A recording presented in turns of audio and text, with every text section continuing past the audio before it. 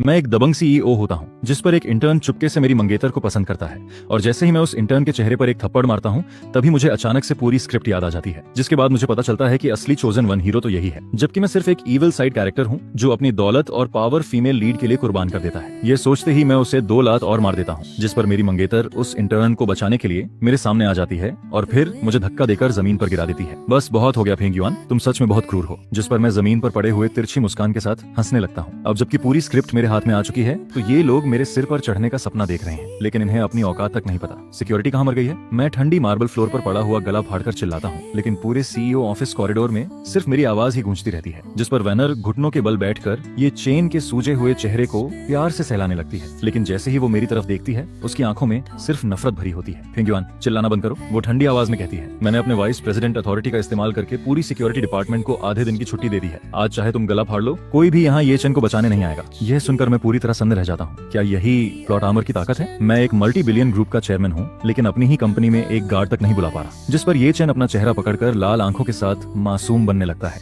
वो बिल्कुल डरे हुए छोटे हिरण की तरह लिन वानर की बाहों में छिप जाता है। वानर दीदी, प्लीज मेरी वजह से फैंग बॉस से मत लड़िए, गलती मेरी ही थी, वो कांपती आवाज में बोलता है, लेकिन उसकी एक्टिंग साफ नजर आती है। मैं तो बस एक इंटर्न हूँ, मुझे फैंग बॉस की रिपोर्ट में गलती नहीं निकालनी चाहिए थी। वो इतने बड़े इंसान है, मेरे जैसे गरीब स्टूडेंट की जिंदगी तो घास से भी सस्ती है। यह सुनकर मैं गुस्से में हंस पड़ता हूँ। इसकी ग्रीन टी एक्टिंग इतनी तेज है कि मुझे छींक आ जाए। ये चेन यहाँ बेचारी बनने की एक्टिंग बंद करो। मैं जमीन से उठते हुए अपने सूट की धूल झाड़ता हूँ। तुम इसे गलती पकड़ना कहते हो? तुमने डेसिमल पॉइंट 3 डिजिट पीछे कर दिया था, कंपनी को हंड्रेड्स ऑफ मिलियंस का नुकसान हो जाता। मैंने तुम्हें सिर्फ 2 थप्पड़ मारे हैं, यही तुम्हारे लिए काफी था, चुप रहो। जिस पर लिन वैनर अचानक से उठ खड़ी होती है, बिल्कुल अपने बच्चे को बचाती हुई मुर्गी की तरह ये चेन के सामने खड़ी हो जाती है। फेंगयुआन, तुम बस जल रहे हो। ये चेन तुमसे ज्यादा यंग है, ज्यादा टैलेंटेड है। वो गरीब जरूर है, लेकिन उसका दिल सच्चा है। उसने तुम्हारे डेटा के लिए 3 रातें जाग कर काम किया और तुम उसे मार रहे हो। जिस पर मैं अपनी 3 साल पुरानी मंगेतर को देखकर भी उसे पहचान नहीं पाता। वो अब मुझे पूरी तरह अजनबी लग रही थी। लिन वैनर, तुम्हारा दिमाग खराब हो गया है क्या? मैं ये चेन की तरफ उंगली दिखाते हुए बोलता हूँ। जिस आदमी को एक्सेल फॉर्मूला तक इस्तेमाल करना नहीं आता उसे तुम टैलेंट बोल रही हो? एचआर डिपार्टमेंट को अभी कॉल करो, इस ये चेन को तुरंत फायर किया जाए। हमारी कंपनी किसी निकम्मे और ग्रीन टी एक्टर को नहीं पालती। यह सुनते ही ये चेन के कंधे कांपने लगते हैं और उसकी आंखों से आंसू गिरने लगते हैं। फैंग बॉस, प्लीज मुझे नौकरी से मत निकालिए, मेरी दादी हॉस्पिटल में है, मुझे इस जॉब की बहुत जरूरत है। वो रोते हुए मेरे सामने घुटनों पर बैठने ही वाला था, लेकिन तभी लिन वैनर उसे पकड़कर रोक लेती है। उसकी आंखें भी लाल हो चुकी थीं।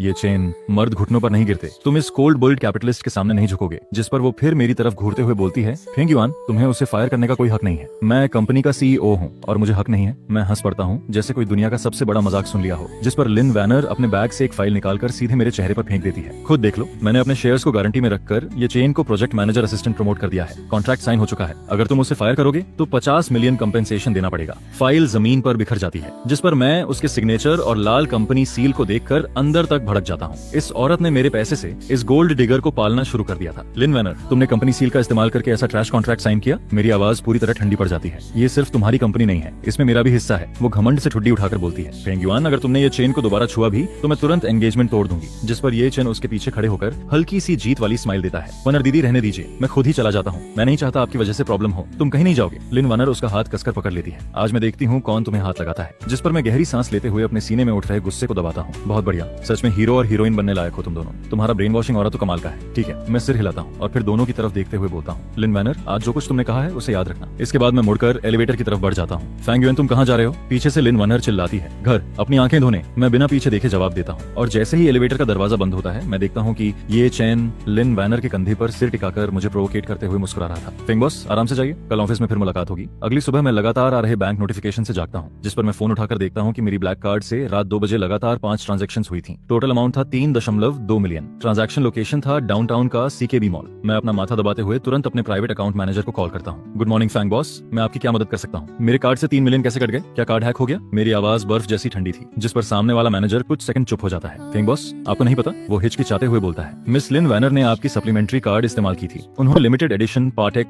फिलिप वॉच खरीदी है और साथ में कुछ हाई एंड कस्टम सूट्स भी। कस्टम सूट्स सुनते ही मेरा चेहरा और ठंडा पड़ जाता है। लिन वैनर के पिता को मरे हुए सालों हो चुके थे। ऐसे में वो ये चीजें अगर किसी के लिए खरीद रही थी तो साफ था कि वो सब ये चेन के लिए ही था। तुरंत उस सप्लीमेंट्री कार्ड को फ्रीज करो, मैं दांत पीसते हुए आदेश देता हूँ। लेकिन जिस पर मैनेजर की आवाज अचानक अजीब हो जाती है। सॉरी फैंग बॉस, मिस लिन पहले ही आपका ऑथराइजेशन लेटर जमा कर चुकी हैं। जिस पर मैनेजर की आवाज और भी धीमी हो जाती है। उन्होंने उन सप्लीमेंट्री कार्ड्स को जॉइंट ओनरशिप कार्ड में अपग्रेड करवा दिया है। अब अगर कार्ड फ्रीज करना है तो दोनों ओनर्स की मौजूदगी और सिग्नेचर जरूरी होंगे। यह सुनते ही मैं झटके से बिस्तर से उठ बैठता हूँ। मैंने ऐसा ऑथराइजेशन लेटर कब साइन किया था? जिस पर मुझे तुरंत समझ आ जाता है ये फिर वही घटिया प्लॉट पावर थी। सिर्फ मेल लीड पर पैसा लुटाने के लिए अब लीगल प्रोसेस तक को जबरदस्ती मोड़ दिया गया था। इसके बाद मैं कॉल काटकर तुरंत कार उठाता उठाता हूँ और सीधा कंपनी की तरफ निकल जाता हूँ। जैसे ही मैं CEO ऑफिस का दरवाजा खोलता हूँ, अंदर पूरा कमरा खाली पड़ा था, जिस पर सेक्रेटरी श्याओली कांपते हुए मेरे पास आता है। फिंग बॉस, वाइस प्रेसिडेंट लिन यहाँ नहीं है, वो कहाँ गई? मैं ठंडी आवाज में पूछता हूँ, जिस पर श्याओली घबराकर निकलता है। वाइस प्रेसिडेंट लिन ने असिस्टेंट ये के ऑफिशियल ज्वाइनिंग सेलिब्रेशन के लिए इंटरकॉन्टिनेंटल होटल का रूफटॉप रेस्टोरेंट बुक किया है। कंपनी के सारे सीनियर मैनेजर्स भी वहीं गए हैं। ये सुनकर मैं ठंडी हंसी हंस देता हूँ। मेरे पैसे से लग्जरी शॉपिंग और फिर उसी पैसे से ग्रैंड पार्टी। लिन वैनर, तुम सच में मेरी इज्जत को पैरों तले रौंद रही हो। आधे घंटे बाद मैं इंटरकॉन्टिनेंटल होटल के रूफटॉप रेस्टोरेंट का बड़ा दरवाजा धक्का देकर खोलता हूँ। अंदर पूरा माहौल लग्जरी से भरा हुआ था। ये चेन वही लाखों का कस्टम सूट पहने खड़ा था और उसकी कलाई में वही limited edition Patek Philippe watch चमक रही थी, जिस पर वो शैंपेन ग्लास हाथ में लेकर कंपनी के हाई लेवल एग्जीक्यूटिव्स के साथ हंसते हुए बातें कर रहा था, जबकि लिन वैनर उसके बिल्कुल पास खड़ी होकर उसे गर्व से देख रही थी। असिस्टेंट ये इतनी कम उम्र में इतना नॉलेज रखता है, फ्यूचर ब्राइट है इसका। एग्जैक्टली, वाइस प्रेसिडेंट लिन की नजर सच में कमाल है। जो लोग रोज मेरे सामने सिर झुकाकर चलते थे, वही अब एक इंटर्न की चापलूसी कर रहे थे, जिस पर मैं ठंडे चेहरे के साथ अंदर कदम रखता हूँ और पूरा रेस्टोरेंट अचानक शांत हो जाता है। सबकी नजरें सीधे मेरी तरफ मुड़ जाती हैं। ये चेन मुझे देखते ही एक पल के लिए घबरा जाता है, लेकिन अगले ही सेकंड फिर वही बेचारा वाला एक्सप्रेशन बना लेता है। फिंग बॉस, आप यहाँ? वो डरने का नाटक करते हुए एक कदम पीछे हटता है। ये पार्टी मेरी कंपनी की है, पैसा मेरा लगा है, तो क्या मुझे यहाँ आने की परमिशन भी चाहिए? मैं सीधे उसके सामने जाकर खड़ा हो जाता हूँ, जिस पर लिन वैनर तुरंत ये चेन के आगे आकर खड़ी हो जाती है। फिंग युआन, अब तुम क्या करने आए हो? आज ये चेन का स्पेशल डे है, क्या तुम्हें हर हाल में सब खराब करना जरूरी लगता है? जिस पर मैं ये चेन की कलाई में पहनी वॉच की तरफ इशारा करता हूँ। वनर ने मेरे कार्ड से 3 मिलियन की वॉच खरीद कर एक अजनबी आदमी को गिफ्ट कर दी। सच बताओ, तुम्हारी स्किन टाइटेनियम एलॉय की बनी है क्या? मेरी बात खत्म होते ही आसपास खड़े मैनेजर्स के चेहरे बदल जाते हैं, लेकिन अजीब बात ये थी कि किसी की आंखों में मेरे लिए सिंपैथी नहीं थी। उल्टा सब मुझे ही गलत नजरों से देखने लगते हैं। फिंग बॉस, आपकी बातें बहुत खराब लग रही हैं। सेल्स डिपार्टमेंट का ओल्ड वांग भौहें चढ़ाकर बोलता है। वाइस प्रेसिडेंट लिन और असिस्टेंट ये का रिश्ता बिल्कुल साफ है, और आप इतने अमीर इंसान हैं, सिर्फ कुछ मिलियन युआन के लिए इतना हिसाब कौन करता है? एग्जैक्टली, फाइनेंस डिपार्टमेंट का लियू जे भी तुरंत साथ देता है। असिस्टेंट ये की फैमिली कंडीशन खराब है, वाइस प्रेसिडेंट लिन बस उसकी मदद कर रही है। फिंग बॉस, एक बड़े बिजनेसमैन होकर भी आपके अंदर बिल्कुल ग्रेस नहीं है। यह सुनकर मुझे खुद अपने कानों पर यकीन नहीं होता। क्या यही मेल लीड हो रहा है, जो इतने स्मार्ट बिजनेस एग्जीक्यूटिव्स को भी ब्रेन डेड पपेट बना देता है? जिस पर ये चेन लाल आंखों के साथ अपनी वॉच उतारने लगता है। वानर दीदी, आई एम सॉरी, मुझे नहीं पता था ये पैसा फिंग बॉस का है। उसकी आवाज ऐसे कांप रही थी जैसे उस पर बहुत बड़ा अत्याचार हुआ हो। मैं गरीब जरूर हूँ, लेकिन मेरी सेल्फ रिस्पेक्ट है। ये वॉच मैं वापस करता हूँ, मुझे उनके गंदे पैसों की जरूरत नहीं। जिस पर वो जोर से वॉच टेबल पर फेंक देता है। लिन वैनर तुरंत उसका हाथ पकड़ लेती है। उसकी आंखों में दर्द साफ दिख रहा था। ये चेन, ऐसा मत करो, ये वॉच मैंने तुम्हें गिफ्ट की है, कोई इसे तुमसे छीन नहीं सकता। इसके बाद वो पलटकर मुझे ऐसे घूरती है जैसे मैं उसका दुश्मन हूँ। फिंग युआन, तुम मुझे घिन दिला रहे हो?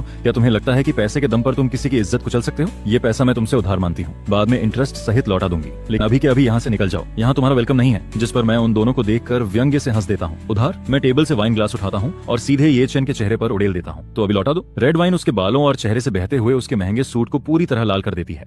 पूरा रेस्टोरेंट एकदम खामोश हो जाता है। सब लोग मुझे ऐसे देखने लगते हैं जैसे मैंने कोई बड़ा क्राइम कर दिया हो। फिंग युआन, तुम पागल हो गए हो, लिन वैनर चीख पड़ती है और फिर घबराकर टिश्यू से ये चेन का चेहरा साफ करने लगती है, जिस पर ये चेन आंखें बंद करके कांपने लगता है जैसे वो बहुत बड़ी बेइज्जती सह रहा हो। वैनर दीदी, रहने दीजिए। वो धीरे से आंखें खोलता है। उसकी आंखों में जिद और अपमान भरा हुआ था। फिंग बॉस सही कह रहे हैं, मैं आपको कहते हैं, मैं इस तरह के कपड़े पहनने लायक नहीं हूँ। मैंने उनके पैसों को गंदा कर दिया। उसकी ये विक्टिम एक्टिंग सुनते ही आसपास के लोगों का गुस्सा और बढ़ जाता है। फिंग बॉस, अब आप हद पार कर रहे हैं। सिर्फ पैसे होने से कोई इंसान दूसरों की इज्जत नहीं खरीद सकता। असिस्टेंट ये इतना अच्छा लड़का है और आप उसे इस तरह इंसल्ट कर रहे हैं। चारों तरफ लोग मुझे घूरने लगते हैं, लेकिन मैं उन सबको देखकर सिर्फ ठंडी हंसी हंसता हूँ। इन सबको मेल लीडोरा ने पूरी तरह ब्रेन वॉश कर दिया था। कैरेक्टर इंसल्ट, मैं धीरे से बोलता हूँ और फिर मेरी नजर पूरे हॉल में घूमती है। वो मेरी खरीदी हुई वॉच पहन रहा है, मेरे खरीदे कपड़े पहन रहा है और यहाँ खड़े होकर खुद को सेंट दिखा रहा है। तो आखिर बेवकूफ किसे बनाया जा रहा है? सिक्योरिटी। लिन वैनर पूरी तरह टूट चुकी थी। वो दरवाजे की तरफ उंगली दिखाकर चीखती है, इस आदमी को बाहर निकालो। जिस पर होटल सिक्योरिटी गार्ड्स एक दूसरे को देखने लगते हैं, लेकिन लिन वैनर के दबाव में वो मेरी तरफ बढ़ने लगते हैं। जरूरत नहीं है, मैं ठंडी हंसी हंसता हूँ और फिर हाथ का वाइन ग्लास जमीन पर पटक कर तोड़ देता हूँ। मैं खुद चला जाता हूँ। इसके बाद मैं लिन वैनर को घूरते हुए बोलता हूँ, आज जो बातें तुमने कही हैं उन्हें अच्छे से याद रखना। ये पैसा मैं तुमसे एक एक पैसे समेत वापस निकलवाऊंगा। और जैसे ही मैं मुड़कर बाहर निकलता हूँ, पीछे से ये चेन की कमजोर आवाज फिर सुनाई देती है। वनर दीदी, फैंग बॉस से नाराज मत होइए, वो बस आपकी बहुत परवाह करते हैं। जिस पर मैं अंदर ही अंदर हंस पड़ता हूँ।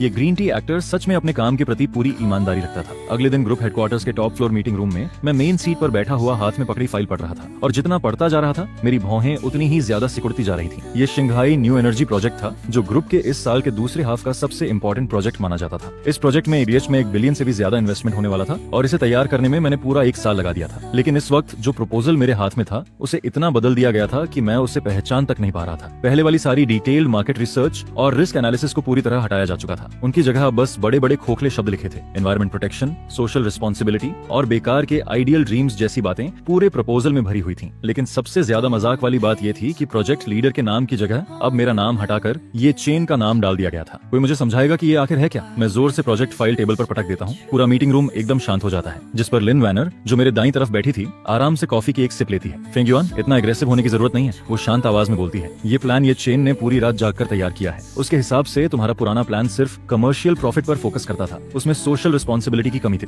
बिजनेस सिर्फ पैसे कमाने के लिए नहीं होता, उसमें आइडियल भी होने चाहिए। ये सुनकर मैं गुस्से में हंस पड़ता हूँ। आइडियल? मैं ठंडी नजरों से उसे देखता हूँ। 1 बिलियन की असली रकम जलाकर तुम्हारे ये सपने पूरे होंगे क्या? जिस पर मैं टेबल के आखिर में बैठे ये चेन की तरफ उंगली उठाता हूँ। जिस इंसान को फाइनेंशियल रिपोर्ट तक पढ़नी नहीं आती उसे पता भी है 1 बिलियन का मतलब क्या होता है। अभी के अभी ये प्रपोजल वापस ओरिजिनल फॉर्म में जाएगा और प्रोजेक्ट लीडर मैं ही रहूंगा। मैं एग्री नहीं करती। जिस पर लिन वैनर बिना डरे मेरी आंखों में आंखें डालकर बोलती है, मैंने पहले ही शेयर होल्डर्स से बात कर ली है। सबको लगता है कि ये चेन का प्लान ज्यादा इनोवेटिव है, ये फ्यूचर ट्रेंड के साथ मैच करता है। ये सुनकर मैं बाकी शेयर होल्डर्स की तरफ देखता हूँ। वो सभी लोग जो पहले बेहद स्मार्ट और शार्प हुआ करते थे अब ऐसे बैठे थे जैसे किसी ने उनका दिमाग कंट्रोल कर लिया हो। डायरेक्टर वांग, आपको भी ये कूड़े का ढेर इनोवेटिव लग रहा है? मैं ठंडी आवाज में पूछता हूँ। जिस पर डायरेक्टर वांग हल्का सा खांसता है और मेरी नजरों से बचने लगता है। फिंग बॉस, यंग जनरेशन की थिंकिंग बहुत फ्लेक्सिबल होती है। वो जबरदस्ती मुस्कुराते हुए बोलता है, असिस्टेंट ये का डेटा थोड़ा वीक जरूर है लेकिन ओवरऑल विजन बहुत ग्रेट है। एग्जैक्टली, बिल्कुल सही। डायरेक्टर ली भी तुरंत सिर हिलाता है। हमें यंग टैलेंट को मौका देना चाहिए। और वैसे भी असिस्टेंट ये का फेस रीडिंग देखकर लगता है कि वो फ्यूचर में बहुत बड़ा आदमी बनेगा। यह सुनकर मैं कुछ सेकंड के लिए बिल्कुल चुप हो जाता हूँ। Face reading? मैं धीरे से हंसता हूँ। तुम लोग 1 बिलियन इन्वेस्ट करने जा रहे हो और डिसीजन फेस देखकर ले रहे हो? जिस पर मेरे अंदर एक अजीब सी बेबसी भर जाती है। प्लॉट करेक्शन की इस जबरदस्ती में अब लॉजिक और कॉमन सेंस दोनों खत्म हो चुके थे। अगर मैं इस डिसीजन को रिजेक्ट कर दूं तो मैं ठंडी नजरों से लिन वानर को देखता हूँ। जिस पर लिन वानर अचानक खड़ी हो जाती है। वो दोनों हाथ टेबल पर टिकाकर मुझे ऊपर से देखती है। फैंग युआन, हाल फिलहाल तुम्हारी मेंटल स्टेट बहुत अनस्टेबल हो चुकी है। उसकी आवाज अहंकार से भरी थी। इससे कंपनी की नॉर्मल ऑपरेशंस पर असर पड़ रहा है। इसलिए मैं सजेस्ट करती हूँ कि फेंग युआन को 1 महीने के लिए सीईओ पोजीशन से सस्पेंड कर दिया जाए ताकि वो घर पर आराम कर सके। और शंघाई प्रोजेक्ट अब मैं और ये चेन संभालेंगे। एग्री? मैं सपोर्ट करता हूँ। जिस पर सारे शेयर होल्डर्स एक एक करके हाथ उठाने लगते हैं। मैं उन उठे हुए हाथों को देखता हूँ और फिर अचानक हंस पड़ता हूँ। ठीक है, मैं धीरे से सिर हिलाता हूँ। अगर खेलना ही है तो फिर बड़ा खेल खेलते हैं। इसके बाद मैं खड़ा होकर अपना सूट ठीक करता हूँ। बस उम्मीद करता हूँ कि 1 महीने बाद तुम लोग अभी की तरह हंस पाओगे। और फिर मैं मीटिंग रूम छोड़कर बाहर निकल जाता हूँ। जिस पर पीछे से ये चेन की भावुक आवाज सुनाई देती है, सभी शेयर होल्डर्स का धन्यवाद। मैं शंघाई प्रोजेक्ट को जरूर सक्सेस तक लेकर जाऊंगा। काम से सस्पेंड होने के तीसरे दिन मैं अपने विला के सोफा पर बैठा बाहर हो रही तेज बारिश को देख रहा था। इन 3 दिनों में मैं न कंपनी गया था और न ही किसी से कांटेक्ट किया था। मैं बस इंतजार कर रहा था उस मौके का जो इस फेक स्क्रिप्ट को पूरी तरह तोड़ सके। लेकिन मौका आने से पहले मुझे एक ऐसा सीन देखने को मिला जिसने मेरे अंदर का गुस्सा पूरी तरह फाड़ दिया। उस दोपहर मैं सिटी सेंटर वाले अपार्टमेंट में कुछ सीक्रेट डॉक्यूमेंट्स लेने वापस गया था। ये अपार्टमेंट मैंने लिन वैनर से एंगेजमेंट से पहले खरीदा था। वहाँ मेरी कई पर्सनल और प्रीशियस चीजें रखी थी। लेकिन जैसे ही मैं अंदर घुसता हूँ तभी लिविंग रूम से हल्की नॉक जैसी आवाज सुनाई देती है। टिक टिक। वो आवाज मेटल के जेड से टकराने जैसी थी। जिस पर मैं भौहें सिकोड़ते हुए धीरे धीरे अंदर बढ़ता हूँ और अगले ही पल मेरा पूरा शरीर जम जाता है। लिविंग रूम के कारपेट पर ये चेन पालथी मारकर बैठा था। उसके हाथ में एक छोटा मेटल हैमर था, जबकि उसके सामने ग्लास टेबल पर एक क्रिस्टल क्लियर जेड ब्रेसलेट रखा था। वो ब्रेसलेट मेरी माँ की आखिरी निशानी थी। Top grade imperial green Z. उसकी कीमत करोड़ों में थी, लेकिन मेरे लिए उसकी असली कीमत वो यादें थी जो मेरी माँ ने मेरे लिए छोड़ी थी। लेकिन इस वक्त ब्रेसलेट का एक हिस्सा टूट चुका था। छोटे छोटे जेड पीसेस पूरे टेबल पर बिखरे पड़े थे। तू क्या कर रहा है? मेरे दिमाग में जोर का धमाका होता है। अगले ही सेकंड में पागलों की तरह उसकी तरफ दौड़ता हूँ और उसका कॉलर पकड़कर उसे जमीन से ऊपर उठा देता हूँ। किसने परमिशन दी तुझे इसे छूने की? मैं गुस्से में चीखता हूँ। किस हक से तूने इसे तोड़ा? जिस पर ये चेन का चेहरा लाल पड़ जाता है। उसके हाथ से हैमर नीचे गिर जाता है। फैंग बॉस, मुझे छोड़िए। वो छटपटाता है, लेकिन उसकी आंखों में डर नहीं था। वहाँ सिर्फ छिपी हुई प्रोवोकेशन थी। ये ब्रेसलेट बहुत ओल्ड फैशन था। वो धीरे से बोलता है, वनर दीदी ने कहा इसे पहनने से इंसान बूढ़ा लगता है। मैं बस इसे तोड़कर छोटे पेंडेंट्स बनाना चाहता था। वनर दीदी ने कहा था आपको पसंद आएगा। यह सुनते ही मेरी आंखों के सामने अंधेरा छा जाता है। मेरी माँ की आखिरी निशानी सिर्फ लिन वैनर को खुश करने के लिए तोड़ दी गई थी। दफा हो जा। मैं गरजते हुए उसे जोर से धक्का देता हूँ, जिस पर ये चेन लड़खड़ाकर जमीन पर गिरता है। लेकिन इस बार वो अपनी रोज वाली वीक एक्टिंग नहीं करता। उसकी आंखें अचानक बेहद खतरनाक हो जाती हैं। तो मुझे धक्का देने की हिम्मत कैसे कर सकता है? वो गुर्राते हुए टेबल से एस्ट्रे उठाता है और सीधे मेरी तरफ दौड़ पड़ता है। मैं साइड हटकर अटैक बचा लेता हूँ। आस्त्रे पीछे दीवार से टकराकर टूट जाता है, जिस पर मैं तुरंत उसका हाथ पकड़कर उसे जमीन पर दबा देता हूँ। लेकिन तभी अपार्टमेंट का दरवाजा जोर से खुलता है। लिन वैनर शॉपिंग बैग्स लेकर अंदर आती है और जैसे ही वो ये सीन देखती है तुरंत चीख पड़ती है। बैग जमीन पर गिर जाते हैं और वो भागकर हमारी तरफ आती है, लेकिन वो मुझे नहीं संभालती। वो जोर से मुझे धक्का देती है और सीधे ये चेन को अपनी बाहों में पकड़ लेती है। ये चेन, तुम ठीक हो? उसकी आवाज दर्द से भरी थी। जिस पर मैं सोफा का सहारा लेकर खुद को संभालता हूँ और फर्श पर बिखरे जेड पीसेस को देखकर मेरा दिल अंदर से टूट जाता है। वानर, मैं भारी आवाज में बोलता हूँ। वो मेरी माँ की आखिरी निशानी थी। लेकिन लिन वैनर मेरी तरफ पलटकर ठंडी नजरों से देखती है। उसकी आंखों में जरा सी भी सिंपैथी नहीं थी। फेंग युआन, बस करो। वो चिढ़कर बोलती है, सिर्फ एक टूटा हुआ ब्रेसलेट ही तो था, क्या तुम्हें इतनी हिंसा करने की जरूरत थी? ये चेन सिर्फ मेरे लिए पेंडेंट बनाना चाहता था, लेकिन तुमने उसे इस हालत में पहुंचा दिया। टूटा हुआ ब्रेसलेट। मैं उसके चेहरे को देखता हूँ और पहली बार मुझे उससे घिन महसूस होती है। लिन वैनर, मैं धीरे धीरे सोफा पकड़कर खड़ा होता हूँ। तुमने मेरे पैसे लिए, मेरा प्रोजेक्ट छीना और अब मेरी माँ की आखिरी निशानी भी बर्बाद कर दी। क्या तुम्हें सच में लगता है कि मैं तुम लोगों से निपट नहीं सकता हूँ? जिस पर दिए थान लामुन्नी के पीछे खड़े होकर ठंडी हंसी हंसता है। मैनेजर फॉ, अब तुम्हें ऑलरेडी सस्पेंशन मिल चुका है, फिर भी तुम्हारे अंदर यहाँ यहाँ चिल्लाने की हिम्मत कैसे है? जिस पर वह आगे कहता है, सिस्टर वेन्नी चलो यहाँ से चलते हैं, इस पागल इंसान पर ध्यान देने की कोई जरूरत नहीं। जिस पर लम उयेनी मुझे घृणा भरी नजरों से देखती है। फुंगवियन, तुमने मुझे बहुत ज्यादा डिसअपॉइंट किया है, आज से हमारी एंगेजमेंट खत्म होती है, इस अपार्टमेंट का पासवर्ड भी मैं बदल दूंगी, आगे से यहाँ आने की कोशिश मत करना। यह कहकर वह बिना पीछे मुड़े वहाँ से चली जाती है, जिसके तुरंत बाद दरवाजा जोर से बंद होता है। कमरे के अंदर अब सिर्फ मैं और फर्श पर बिखरे हुए टूटे जेड के टुकड़े बचे रहते हैं, जिस पर मैं धीरे से घुटनों के बल बैठता हूँ और उन जेड के टुकड़ों को एक एक करके उठाने लगता हूँ। मेरी हथेली उन नुकीले टुकड़ों से कटने लगती है, लेकिन मुझे दर्द तक फील नहीं होता, क्योंकि दिल के अंदर का दर्द इन सबसे कहीं ज्यादा गहरा होता है। इसके बाद मैं फ्लोर टू सीलिंग विंडो के पास जाकर नीचे देखता हूँ, जहाँ लाम उयेनी दिए थान के लिए अम्ब्रेला पकड़े हुए उसके साथ बारिश में चलते हुए दिखाई देती है। दोनों एक दूसरे को पकड़कर आगे बढ़ते रहते हैं, जिस पर मैं अपना फोन निकालता हूँ और कॉन्टैक्ट लिस्ट के सबसे नीचे छुपे हुए एक नंबर पर कॉल लगाता हूँ। 3 रिंग के बाद सामने से कॉल उठाया जाता है। तभी दूसरी तरफ से एक भारी और अथॉरिटी भरी आवाज सुनाई देती है, अंकल वोंग। जिस पर मैं ग्लास में दिखाई दे रहे अपने थके हुए रिफ्लेक्शन को देखता हूँ और मेरे होंठों पर एक ठंडी मुस्कान आ जाती है। गेम खत्म हो चुका है, प्लान भी एक्टिवेट करो। अब मैं इन्हें ऐसी हालत में पहुंचाऊंगा कि ये लोग मौत से भी बदतर जिंदगी जिएंगे। 3 दिन बाद तिन्ह प्रोजेक्ट की grand signing ceremony city centre के हिन होटल में आयोजित होती है, जिस पर लाम उयेनी पूरे बैंक्वेट हॉल को बुक कर लेती है और शहर के लगभग सभी मीडिया हाउस को इनवाइट किया जाता है। वह इस मौके का इस्तेमाल करके सबके सामने खुद और दिए थान को एक बिजनेस लेजेंड की तरह पेश करना चाहती है, जिस पर मैं होटल के सामने खड़ी एक मेबैक के अंदर बैठा होता हूँ और बड़ी स्क्रीन पर लाम उयेनी और दिए थान के घमंडी चेहरे देख रहा होता हूँ। यंग मास्टर, सब कुछ अरेंज हो चुका है, जिस पर अंकल वूंग पैसेंजर सीट से मुझे एक फाइल पकड़ाते हैं। मैं कैजुअली उस फाइल को पलट कर देखने लगता हूँ। यह तान हाई प्रोजेक्ट के पार्टनर्स की इन्फॉर्मेशन और हॉक थी ग्रुप की इंटरनल डायरेक्टिव्स होती हैं। लम उयेनी और उसके वो बेवकूफ शेयर होल्डर्स यही सोच रहे थे कि हक थी ग्रुप दिएपथन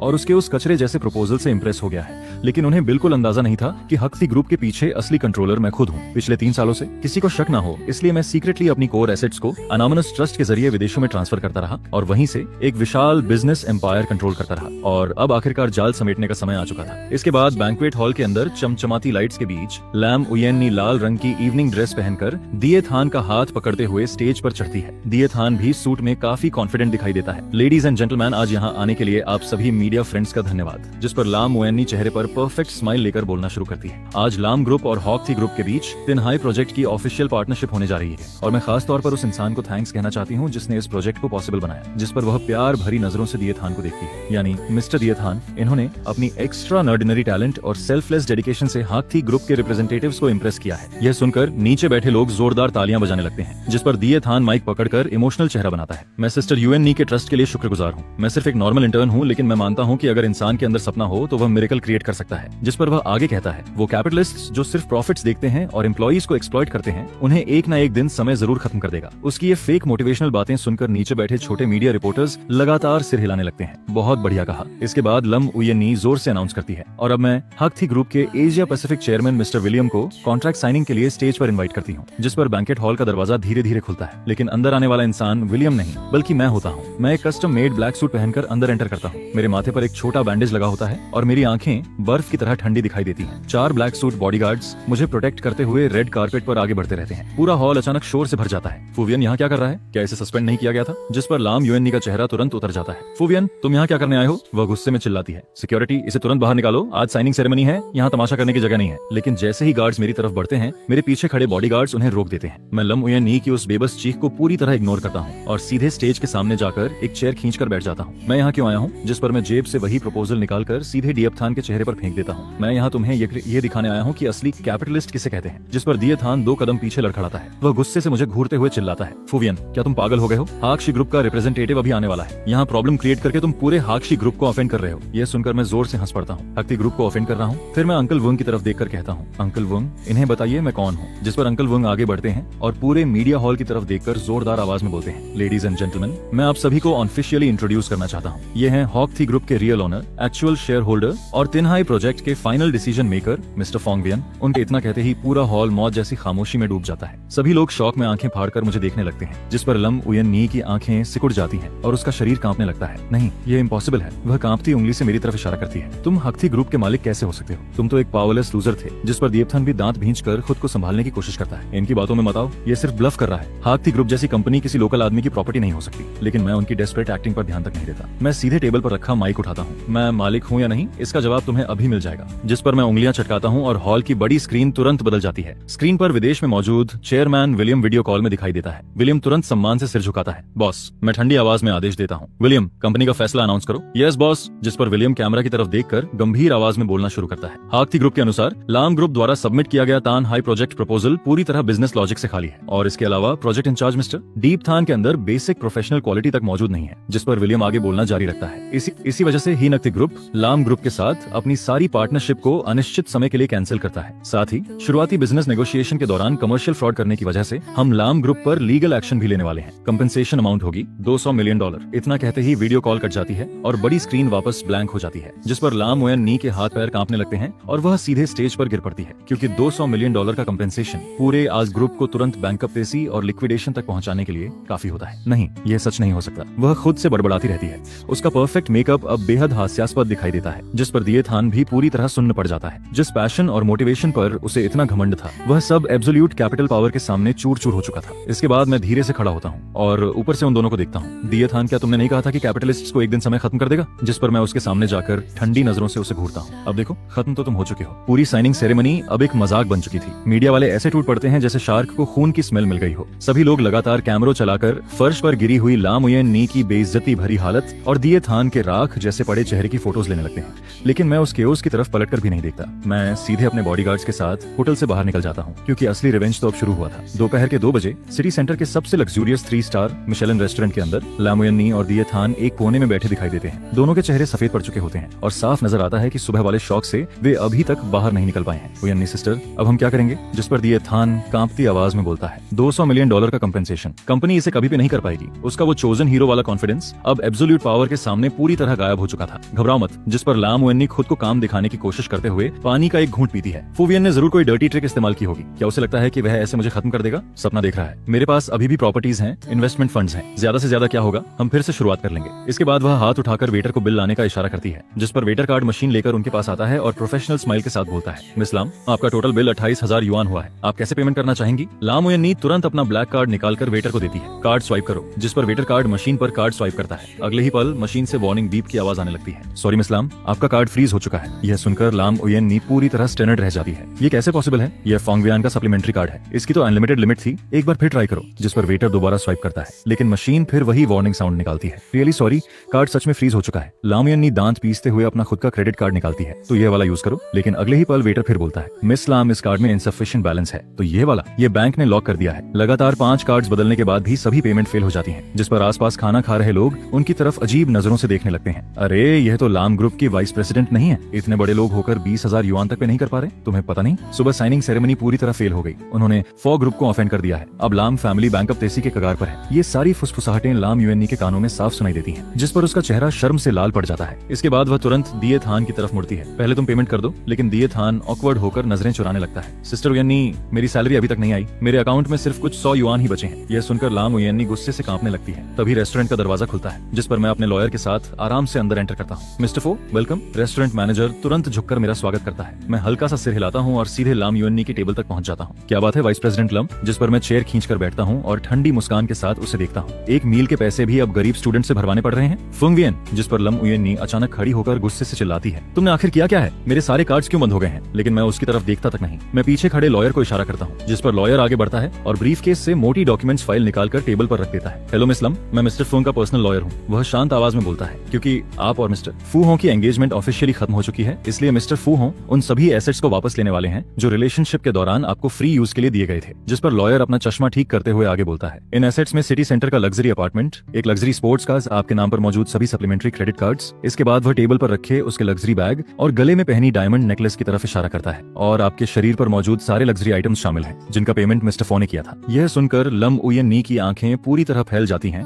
जैसे उसने कोई इम्पॉसिबल बात सुन ली हो। क्या तुम पागल हो गए हो? वह गुस्से से चिल्लाती है। ये सब तुमने मुझे गिफ्ट्स में दिया था, कोई गिफ्ट वापस मांगता है क्या? जिस पर मैं चेयर पर पीछे टिकते हुए दोनों हाथ जोड़ लेता हूँ। एक करेक्शन कर दो, मैं ठंडी आवाज में बोलता हूँ। हर ट्रांसफर रिकॉर्ड और परचेज डॉक्यूमेंट में साफ लिखा हुआ है, बोरोड। मेरे पैसे आसमान से नहीं गिरते लाम ओयन नी। तुमने एक बाहरी आदमी के लिए मुझसे दुश्मनी ली है। अब तुम इन चीजों को यूज करने के लायक नहीं हो। अब तुरंत बैग और नेकलेस उतारो। सपना देख रहे हो? जिस पर लाम ओयन नी अपना बैग कसकर पकड़ लेती है और पागलों की तरह चिल्लाने लगती है, फूवियन, तुम घटिया और कंजूस इंसान हो, तुम्हारी मौत भी अच्छी नहीं होगी। मैं उसकी तरफ ठंडी नजरों से देखता हूँ और फिर धीरे से दिए थान की तरफ मुड़ जाता हूँ। दिए थान, क्या तुम खुद को बहुत ऑनरेबल आदमी नहीं कहते थे? मैं व्यंग्य से मुस्कुराता हूँ। क्या तुम नहीं कहते थे कि तुम्हें मेरे गंदे पैसों की जरूरत नहीं है? अब तुम्हारी प्यारी सिस्टर यूएननी की सारी लग्जरी उतरने वाली है। अगर तुम इतने बड़े मर्द हो तो उसकी जगह पेमेंट करके दिखाओ। जिस पर दिए थान का चेहरा कभी हरा तो कभी सफेद पड़ने लगता है। वह दांत भींचकर अचानक खड़ा होता है। मिस्टर फो, हद से मुझसे ज्यादा मत बढ़ो। इतना कहकर वह मेरी तरफ पंच मारने की कोशिश करता है, लेकिन उसी पल मेरे पीछे खड़े दोनों बॉडीगार्ड्स उसे दोनों तरफ से पकड़कर टेबल पर दबा देते हैं, जिस पर मैं ठंडी हंसी हंसता हूँ। ये मेरा अपार्टमेंट नहीं है जहाँ स्क्रिप्ट होना तुम्हें बचा लेगी। चलो अब हिलकर दिखाओ। दिए थान टेबल पर दबा हुआ अपमान में सिर्फ भारी सांसें लेता रह जाता है। इसके बाद मैं ला मुयेन्नी की तरफ देखकर सिर्फ एक शब्द बोलता हूँ, उतारो, जिस पर ला मुयेन्नी का पूरा शरीर कांपने लगता है। रेस्टोरेंट में मौजूद सभी लोगों के सामने ला मुयेन्नी बेइज्जती से कांपते हुए अपने गले से नेकलेस उतारती है और एचसी बैग को जोर से टेबल पर फेंक देती है। फुंगवियन, तुम बस इंतजार करो, मैं तुम्हें कभी माफ नहीं करूंगी। जिस पर वह चेहरा ढककर रोते हुए रेस्टोरेंट से बाहर भाग जाती है। इसके बाद जैसे ही बॉडीगार्ड्स दिए थान को छोड़ते हैं, वह भी शर्मिंदगी में सिर झुकाकर उसके पीछे पीछे निकल जाता है। मैं टेबल पर पड़े उस बैग और नेकलेस की तरफ घृणा से देखता हूँ, फिर हाथ हिलाकर उन्हें फेंक देने का इशारा करता हूँ। इनमें अब चीप ग्रीन टी बिच की स्मेल आने लगी है। अगली सुबह लाम ग्रुप की टॉप फ्लोर मीटिंग रूम के अंदर माहौल इतना भारी होता है जैसे हवा तक जम गई हो, क्योंकि कल हॉकथी ग्रुप की तरफ से आया $200 मिलियन कंपेंसेशन नोटिस पूरे कंपनी के अंदर एटॉमिक बॉम्ब की तरह फट चुका था। सभी शेयर होल्डर्स बेचैनी में ऐसे तड़प रहे होते हैं जैसे गर्म तवे पर चींटियां भागती हैं। अब क्या होगा? $200 मिलियन है, पूरी कंपनी बेच दो तब भी ये अमाउंट नहीं भर पाएंगे। जिस पर एक शेयर होल्डर गुस्से से चिल्लाता है, सब उस बेवकूफ ला मुयेन्नी की वजह से हुआ। कौन बिजनेस प्रोजेक्ट को रोमांस ड्रामा बनाता है, अब पूरी कंपनी को बर्बाद कर दिया। कल तक दिए थान की तारीफ करने वाला डायरेक्टर ली भी अब सबसे ज्यादा टेबल पीट कर गालियां दे रहा होता है। तभी मीटिंग रूम का दरवाजा खुलता है, जिस पर ला मुयेन्नी अंदर एंटर करती है। उसकी आंखों के नीचे काले घेरे पड़ चुके होते हैं और चेहरा पूरी तरह थका हुआ दिखाई देता है। दिए थान भी उसके पीछे आता है, लेकिन अब वह किसी हारे हुए मुर्गे की तरह दिख रहा होता है। उसके अंदर पहले वाला घमंड और एरोगेंस बिल्कुल गायब हो चुका था। डियर शेयर होल्डर्स, जिस पर ला मुयेन्नी मुश्किल से खुद को संभालते हुए चेयरमैन सीट तक पहुंचती है। आप लोग पैनिक मत कीजिए, मैं अभी भी चेयरमैन विलियम से कांटेक्ट करने की कोशिश कर रही हूँ। जरूर कोई मिसअंडरस्टैंडिंग हुई होगी। मिसअंडरस्टैंडिंग? तभी मैं डोर खोलकर अंदर एंटर करता हूँ और आराम से मीटिंग रूम के बीच तक चला आता हूँ। ला मुयेन्नी, अब तक तुम्हें लगता है कि यह सिर्फ मिसअंडरस्टैंडिंग है? मुझे देखते ही सारे शेयर होल्डर्स ऐसे खड़े हो जाते हैं जैसे उन्हें कोई सेवर मिल गया हो। मिस्टर फॉ, आखिरकार आप आ गए। आपको कंपनी बचानी ही होगी। पहले हमसे गलती हो गई थी, हम ला मुयेन्नी की बातों में आ गए थे। असल में कंपनी की ऋणस तो आप ही थे। मैं ठंडी हंसी हंसता हूँ और इन मौके पर रंग बदलने वाले लोगों को बिल्कुल इंपॉर्टेंस नहीं देता। इसके बाद मैं कॉन्फ्रेंस टेबल तक जाता हूँ और मोटी फाइनेंशियल रिपोर्ट्स की फाइल जोर से टेबल पर फेंक देता हूँ। कंपनी को बचाया जा सकता है, मैं चेयर खींचकर बैठता हूँ, लेकिन उससे पहले कंपनी के अंदर छिपे कीड़ों को साफ करना जरूरी है। जिस पर लम मुयेन्नी की नजर उन रिपोर्ट्स पर पड़ती है और उसकी आंखें घबराहट में कांपने लगती हैं। फुवियन, अब तुम क्या करने वाले हो? खुद देख लो। डायरेक्टर वुड तुरंत रिपोर्ट उठाकर देखने लगता है, लेकिन सिर्फ 2 पेजेस पलटते ही उसका चेहरा बदल जाता है। ये क्या है? वह कांपती उंगली से लम मुयेन्नी की तरफ इशारा करता है। पिछले महीने मार्केटिंग डिपार्टमेंट के 3 मिलियन युआन प्रमोशन फंड्स एक फेक शेल कंपनी के अकाउंट में क्यों ट्रांसफर हुए? और ये देखो, आर और डी डिपार्टमेंट के 5 मिलियन युआन इक्विपमेंट फंड्स आखिर डीएफ के पर्सनल अकाउंट में कैसे पहुंचे? यह सुनते ही पूरा मीटिंग रूम हंगामे से भर जाता है। सभी शेयर होल्डर्स रिपोर्ट्स छीनकर देखने लगते हैं और जितना पढ़ते हैं उतना शॉक होते जाते हैं। ला मुयेन्नी, तुमने कंपनी फंड्स का इन्वेस्टमेंट किया है? तुम कंपनी के पैसे से इस प्रिटी बॉय को पाल रही थी? पुलिस बुलाओ, अभी क्या अभी। जिस पर ला मुयेन्नी पूरी तरह पैनिक हो जाती है। उसे हमेशा लगता था कि उसने सब कुछ परफेक्टली छुपाया हुआ है। वाइस प्रेसिडेंट अथॉरिटी की वजह से कोई इन अकाउंट्स तक पहुंच ही नहीं पाएगा, लेकिन उसे यह नहीं पता था कि कंपनी का फाइनेंस डायरेक्टर कब का मेरा आदमी बन चुका था। नहीं, यह इन्वेस्टमेंट नहीं है। वह हड़बड़ाकर सफाई देने लगती है। ये शुरुआती इन्वेस्टमेंट था। दिए थान बहुत टैलेंटेड है, आगे चलकर वह कंपनी के लिए बहुत पैसा कमाएगा। बहुत पैसा? जिस पर मैं व्यंग्य से हंसता हूँ। उस इंसान के भरोसे जिसे बेसिक एक्सेल तक यूज करना नहीं आता, या उसके उस दिमाग के भरोसे जो छोटी सी बात पर आउट ऑफ कंट्रोल हो जाता है। इसके बाद मैं रूम के कोने में खड़े दिए थान की तरफ देखता हूँ। वह डर से कांप रहा होता है। दिए थान, तुमने 8 million yuan public assets misuse किए हैं। इतने पैसों के लिए तुम्हें कई साल जेल में सड़ना पड़ेगा। यह सुनते ही दिए थान के पैर जवाब दे देते हैं और वह सीधे जमीन पर गिर पड़ता है। मिस्टर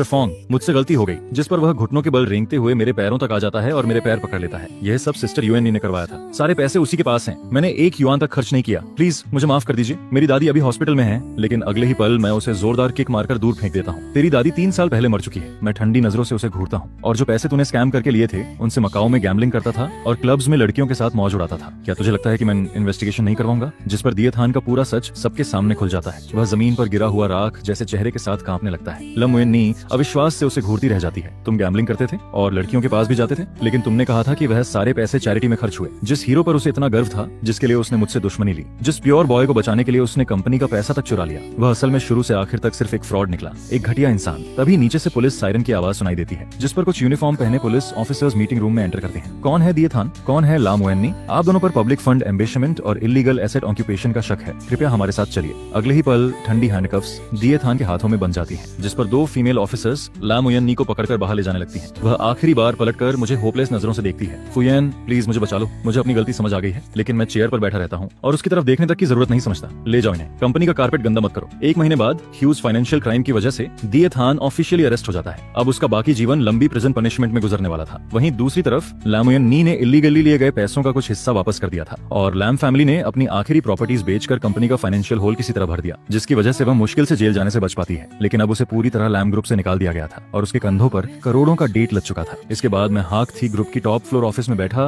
रेड वाइन पी रहा होता हूँ। तभी प्राइवेट डिटेक्टिव की भेजी हुई एक वीडियो फाइल में प्ले करता हूँ। वीडियो के अंदर स्लम एरिया का एक टूटा फूटा रेंटल रूम दिखाई देता है, जिस पर लाम उयेनी सस्ते कपड़े पहनकर बिखरे बालों के साथ जमीन पर बैठी कपड़े धो रही होती है। जो लड़की कभी अपने हाथों तक से पानी नहीं छूती थी, आज उसके पास वॉशिंग मशीन खरीदने तक के पैसे नहीं बचे थे। तभी अचानक रूम का दरवाजा जोर से लात मारकर खोला जाता है, जिस पर शराब की बदबू से भरा एक आदमी लड़खड़ाते हुए अंदर आता है। वह दिए थान का कजन होता है, जो सड़कों पर घूमने वाला एक लोकल थग था। क्योंकि दिए थान जेल जा चुका था, इसलिए लोन शार्क्स अब अपना पैसा लाम उयेनी से वसूलने लगे थे। एक गंदी औरत वह आदमी उसके बाल पकड़कर उसका सिर पानी से भरे टब में दबा देता है।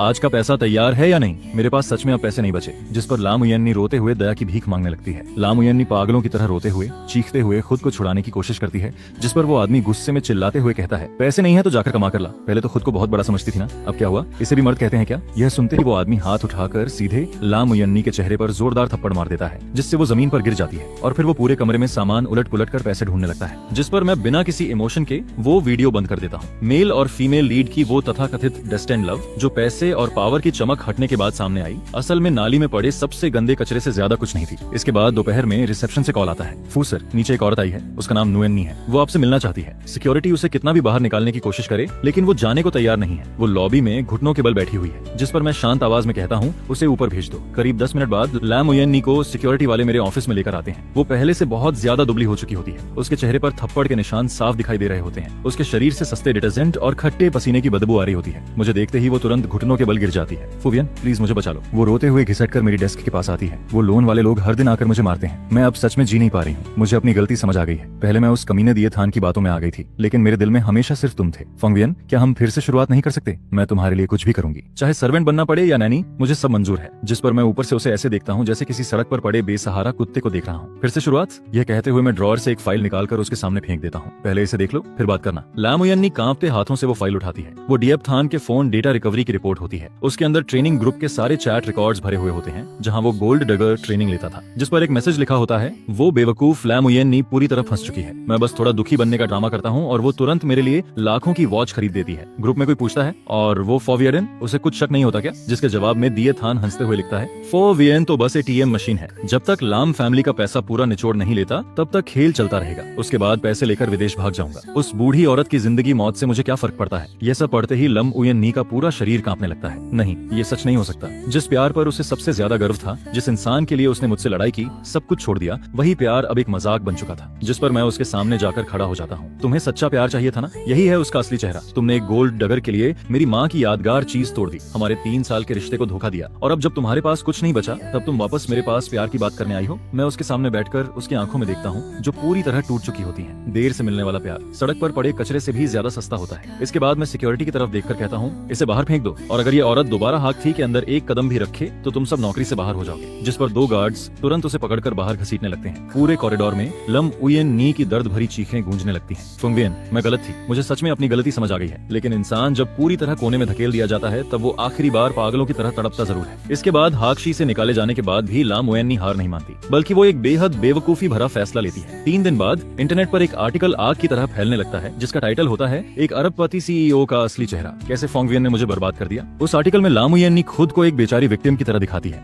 वो कहती है कि मैं एक बेहद कंट्रोलिंग इंसान हूँ, जो उसे किसी दूसरे मर्द से बात तक नहीं करने देता था। वो दिए थान को एक टैलेंटेड यंग आदमी बताती है, जिसे मैंने जेलसी में फंसाकर जेल भिजवा दिया। जिस पर वो दिए थान की वो फोटोज भी अपलोड करती है, जिनमें उसका चेहरा सूजा हुआ और छोटों से भरा होता है, ताकि लोग समझें कि मैंने ही उसे पिटवाया है। यह आर्टिकल देखते ही इंटरनेट पर गुस्से का तूफान आ जाता है। ये कैपिटलिस्ट लोग सच में राक्षस होते हैं। उस इंटर्न दिए थान पर बहुत तरस आ रहा है। हक्ती ग्रुप का बॉयकॉट करो, फंगवियन को सजा मिलनी चाहिए। जिस पर पब्लिक आउटरीच इतना बढ़ जाता है कि हक्ती का स्टॉक मार्केट खुलने के सिर्फ आधे घंटे के अंदर 5% नीचे गिर जाता है। किया डिपार्टमेंट का डायरेक्टर पसीने में भीगा हुआ मेरे ऑफिस में भागकर आता है। फंग सर, इंटरनेट पर सिचुएशन बहुत खराब हो चुकी है, क्या हमें तुरंत क्लैरिफिकेशन जारी नहीं करना चाहिए, या फिर लाम उयेनी को लीगल नोटिस भेजना चाहिए? जिस पर मैं अपनी चेयर पर बैठा स्क्रीन पर आते हुए हेटिफुल कमेंट्स को देखता रहता हूँ, और फिर हल्की ठंडी मुस्कान के साथ कहता हूँ, क्लैरिफिकेशन? अगर अभी सच बता दिया तो मजा कैसे आएगा? इसके बाद मैं धीरे से कहता हूँ, अगर वो पब्लिक ओपिनियन की लड़ाई खेलना चाहती है, तो मैं उसे ऐसा स्टेज दूंगा जिसे पूरा देश देखेगा। टेक्निकल डिपार्टमेंट को बोलो, आज रात नेशन वाइड लाइव स्ट्रीम शुरू होगी, सारे ट्रेंडिंग स्पॉट्स खरीद लो। मैं चाहता हूँ कि पूरा इंटरनेट ये ड्रामा देखे। रात के ठीक 8 बजे हाथी का ऑफिशियल लाइव स्ट्रीम शुरू होता है। कुछ ही मिनटों में करोड़ों लोग स्ट्रीम में घुस आते हैं। स्क्रीन पूरी तरह गालियों से भर चुकी होती है। खून चूसने वाले कैपिटलिस्ट, दिए थान को रिहा करो, लाम उयेनी को इंसाफ दो। जिस पर मैं परफेक्टली ड्रेस्ड होकर कैमरा के सामने बैठता हूँ। Good evening everyone. लाम उयेनी ने इंटरनेट पर जो आरोप लगाए हैं, उनके लिए मैं कोई बेकार एक्सप्लेनेशन नहीं दूंगा। मैं बस आपको 3 वीडियोस दिखाऊंगा। पहला वीडियो लाम फैमिली के फाइनेंस डिपार्टमेंट के सीसीटीवी सीसीटीवी फुटेज का होता है। वीडियो में लाम उयन नी अपनी वाइस डायरेक्टर अथॉरिटी का इस्तेमाल करते हुए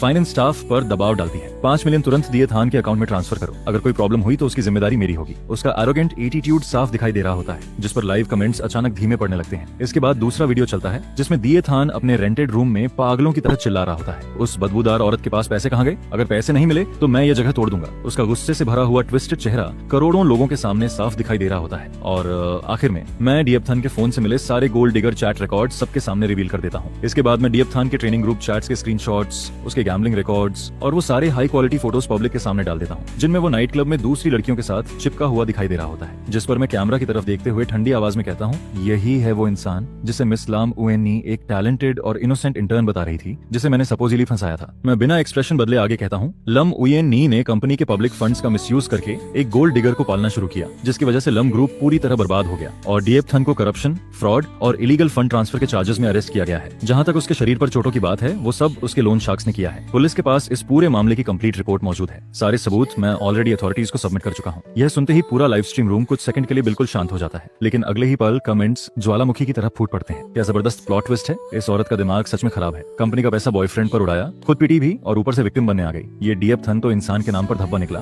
फुंग सर ने तो दोनों की असली औकात दिखा दी, जिस पर इंटरनेट का पूरा माहौल पल भर में बदल जाता है। लोग सीधे लाम उयन नी के सोशल मीडिया अकाउंट्स पर टूट पड़ते हैं। सिर्फ 10 मिनट के अंदर उसके सारे अकाउंट्स गालियों और हेट कमेंट्स से भर जाते हैं। वो प्रैक्टिकली सोशल डेथ का शिकार हो चुकी होती है।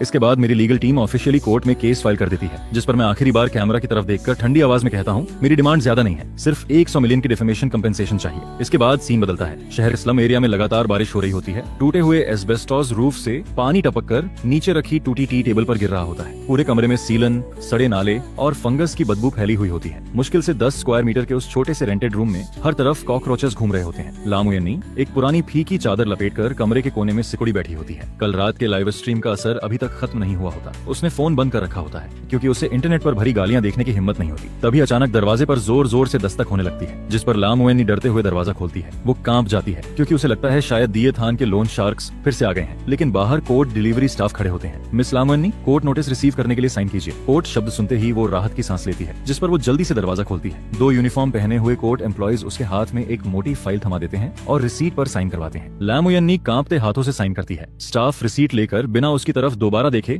बारिश में चला जाता है, जैसे उन्हें उसे देखने तक में घिन आ रही हो। दरवाजा बंद करने के बाद वो फाइल खोलती है। अंदर कोर्ट का ऑफिशियल लॉसूट डॉक्यूमेंट रखा होता है। प्लेनेटिव का नाम होता है फू वीएन। केस होता है डिफेमेशन और इकोनॉमिक लॉसेस। कंपनसेशन अमाउंट देखकर उसका दिमाग सुन्न पड़ जाता है। 100 मिलियन युआन। उस एक के पीछे लगे इतने सारे जीरो उसकी सांस रोकने लगते हैं, जिस पर उसके पैर जवाब दे देते हैं और वो सीधे गीली जमीन पर गिर पड़ती है। 100 मिलियन, अगर वो अपने सारे ऑर्गन बेच दे तब भी उस रकम का छोटा हिस्सा पूरा नहीं कर पाएगी। जिस पर वो कांपते हुए बड़बड़ाती है, नहीं ऐसा नहीं हो सकता। फोंग वियन मुझे सिर्फ सू नहीं कर रहा, वो मुझे पूरी तरह खत्म करना चाहता है। लेकिन अगले ही पल उसकी आंखों में पागलपन झलकने लगता है। नहीं, मैं ऐसे हार नहीं मानूंगी। इसके बाद वो बेड के नीचे से टूटा हुआ फोन निकालती है, चार्जर लगाकर उसे ऑन करती है। फोन शुरू होते ही हजारों हेट मैसेजेस स्क्रीन पर फ्लड की तरह आने लगते हैं, लेकिन वो सब इग्नोर करके सीधे कॉन्टैक्ट्स खोलती है। आखिर वो पहले लाम ग्रुप की वाइस प्रेसिडेंट रह चुकी थी। बिजनेस वर्ल्ड में उसके बहुत कनेक्शंस थे। अमीर सेकंड जनरेशन हीयर्स, बड़े बिजनेसमैन और पुराने कॉन्टैक्ट्स। आम इंसान के लिए एक 100 मिलियन आसमान छूने वाली रकम हो सकती थी, लेकिन उन लोगों के लिए वो बस पॉकेट मनी जैसी थी, जिस पर वो तुरंत ट्रियो थियो को कॉल करती है। वो एक रिच रियल एस्टेट एयर होता है, जिसने पहले उससे काफी परस्यू किया था। कॉल कनेक्ट होते ही वो जल्दी से बोलती है, ट्रियो थियो, मैं उयन नहीं बोल रही हूँ, क्या अभी बात करना पॉसिबल है? मैं थोड़ी प्रॉब्लम में हूँ, क्या तुम मुझे कुछ पैसे लेंड कर सकते हो? लेकिन दूसरी तरफ से गुस्से भरी आवाज आती है, उयन नी, डैम इट, तुम्हारी हिम्मत कैसे हुई मुझे फोन करने की? इसके बाद सीन फिर बदलता है। बारिश अब भी जारी होती है। लम उयन नी भीगे बालों के साथ सड़क पर भटक रही होती है। उसका चेहरा पूरी तरह पीला पड़ चुका होता है। तभी उसकी नजर एक लग्जरी वेस्टर्न रेस्टोरेंट पर पड़ती है। बड़े ग्लास विंडो के अंदर शाम ग्याओ आराम से सोफा पर बैठी स्टेक खा रही होती है। उसने इस सीजन का एक्सपेंसिव हाउते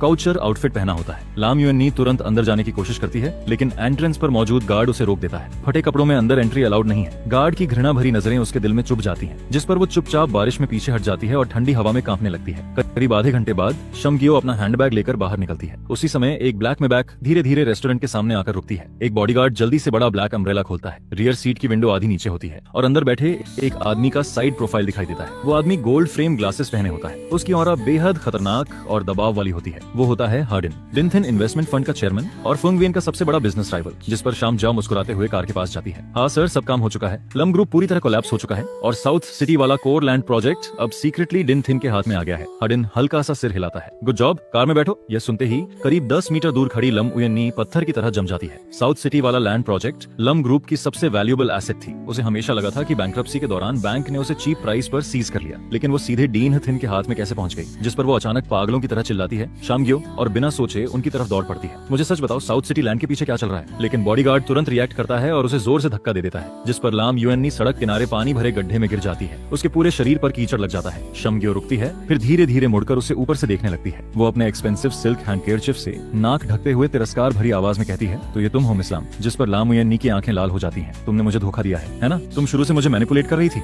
शामगियो हंस पड़ती है, फिर वो अपना हैंडकेरचिफ सीधे पानी में फेंक देती है। अब जाकर समझी, तुम्हारा आईक्यू सच में चिंता की बात है। वो तिरछी मुस्कान के साथ आगे कहती है, तुम सच में सोचती थी कि दिए थान जैसा आदमी जिसे बिजनेस एटिकेट तक नहीं आता वो कोई प्योर मेल लीड है? उस गोल्ड डगर ट्रेनिंग क्लास का कॉन्टैक्ट मैंने खुद उसे दिया था, और जो गरीब स्टूडेंट वाली इमेज उसने तुम्हारे सामने बनाई थी उसे तैयार करने के लिए मैंने पूरी PR कंपनी हायर की थी, जो आधे महीने तक उसका सेटअप तैयार करती रही। तुम जैसी बेवकूफ लड़की न सिर्फ उसकी हर बात पर आंख बंद करके भरोसा करती रही, बल्कि उसके लिए कंपनी का पैसा तक उड़ाती रही। यह सुनते ही लाम युएननी का पूरा शरीर कांपने लगता है। उसके दांत आपस में टकराने लगते हैं, जिस पर वो टूटे हुए स्वर में पूछती है, लेकिन मैं तो हमेशा तुम्हें अपनी सबसे अच्छी बहन मानती थी। शामगियो उसके करीब आधा कदम आगे बढ़ती है, फिर बेहद धीमी लेकिन जहरीली आवाज में कहती है, क्योंकि तुम बेवकूफ थी। इसके बाद वो हल्की हंसी के साथ आगे कहती है, जब तक फोंग वियन लाम ग्रुप को प्रोटेक्ट कर रहा था तब तक हम लोग उस कंपनी को छू तक नहीं सकते थे, लेकिन अगर किसी इडियट को इस्तेमाल करके उसे अंदर से तोड़ दिया जाए, कंपनी का पैसा निकलवा लिया जाए और फोंग वियन को पूरी तरह डिसअपॉइंटेड कर दिया जाए, तो फिर लाम ग्रुप जैसी मोटी शिकार खुद ब खुद डींग थिंग के सामने गिर जाती है। तभी कार के अंदर बैठे हडिन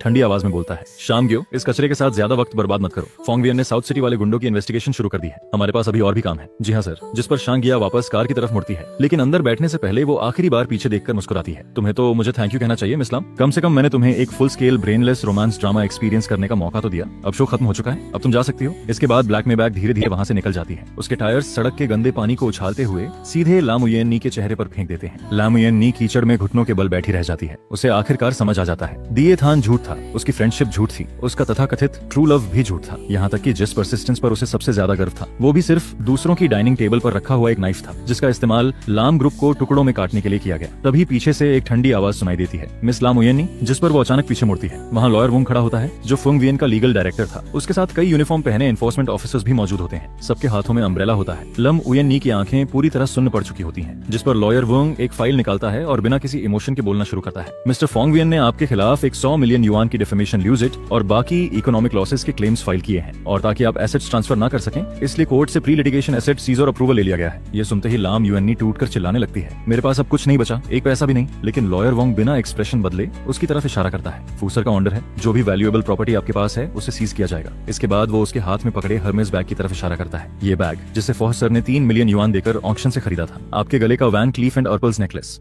और लेफ्ट रिस्ट का कार्टियर ब्रेसलेट, ये सब ऑफिशियली एसेट प्रिजर्वेशन लिस्ट में शामिल है। कृपया कोऑपरेट कीजिए। यह सुनते ही लम युएननी उस बैग को कसकर पकड़ लेती है। यही आखिरी चीज है जो मेरे पास बची है, मैं इसे नहीं दूंगी। लेकिन तभी 2 एनफोर्समेंट ऑफिसर्स आगे बढ़ते हैं। ऑफिशियल प्रोसीजर फॉलो कीजिए, जिस पर वो जबरदस्ती उसके हाथ से वो कीचड़ से सना लग्जरी बैग छीन लेते हैं। लॉयर वोंग शांत नजरों से उसे देखते हुए कहता है, या तो आप खुद ज्वेलरी उतार दीजिए वरना हमें फोर्सफुली एक्शन लेना पड़ेगा। इतने में आसपास गुजर रहे लोग रुकने लगते हैं।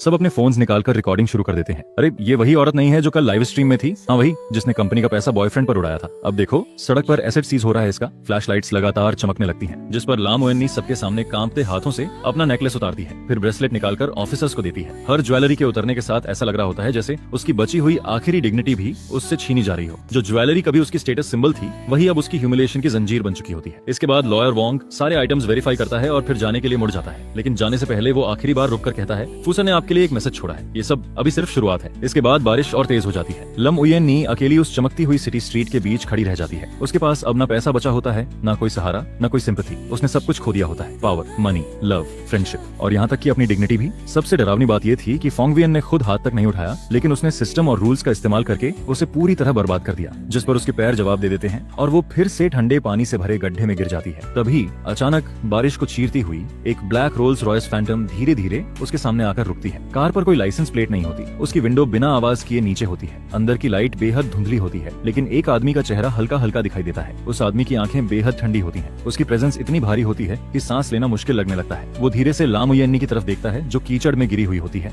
फिर उसके होंठों पर एक बर्फ जैसी ठंडी मुस्कान आती है। फुयन से बदला लेना चाहती हो? उसकी भारी आवाज बारिश के बीच सीधे लाम युएननी के कानों में उतरती है, जिस पर लाम युएननी अचानक सिर उठाती है। उसकी खाली आंखों में पहली बार पागलपन की चमक दिखाई देती है, क्योंकि उसके सामने बैठा आदमी कोई और नहीं बल्कि हडिन होता है। डिन थिन कैपिटल का चेयरमैन, बिजनेस वर्ल्ड का सबसे खतरनाक वल्चर। जिस कंपनी पर उसकी नजर पड़ती थी वो कभी पूरी नहीं बचती थी। वो हमेशा तब हमला करता था था जब उसका शिकार सबसे कमजोर होता था और फिर आखिरी हड्डी तक नोच लेता था। 3 साल पहले फोवियन और हार्डिनह के बीच बिजनेस वर्ल्ड की सबसे बड़ी एक्विजिशन वॉर हुई थी। उस समय फोवियन ने उससे साउथ सिटी का कोर लैंड प्रोजेक्ट छीन लिया था और उसी दिन से दोनों एक दूसरे के स्वॉन एनिमीज बन चुके थे। इसलिए आज हार्डिनह का खुद उसके सामने आना कभी भी किसी अच्छे इरादे का संकेत नहीं हो सकता था। लेकिन इस वक्त फोवियन से बदला लोगी? यह सवाल सीधे उसके टूटे हुए दिल में घुस चुका होता है। उसकी आंखों में डिस्पियर धीरे धीरे हेट्रेड में बदलने लगता है, जिस पर वो भारी आवाज में पूछती है, क्या तुम मेरी मदद कर सकते हो? हार्डिन कोई जवाब नहीं देता, वो बस हल्का सा सिर घुमाता है। अगले ही पल पैसेंजर सीट खुलती है और ब्लैक सूट पहना बॉडीगार्ड अम्ब्रेला लेकर उसके सामने आकर खड़ा हो जाता है। Lam miss, please get in the car. Lam Uyen Nhi सिर्फ 1 सेकंड के लिए हेजिटेट करती है, लेकिन फिर उसे याद आता है उसके पास अब खोने के लिए कुछ भी नहीं बचा। लव,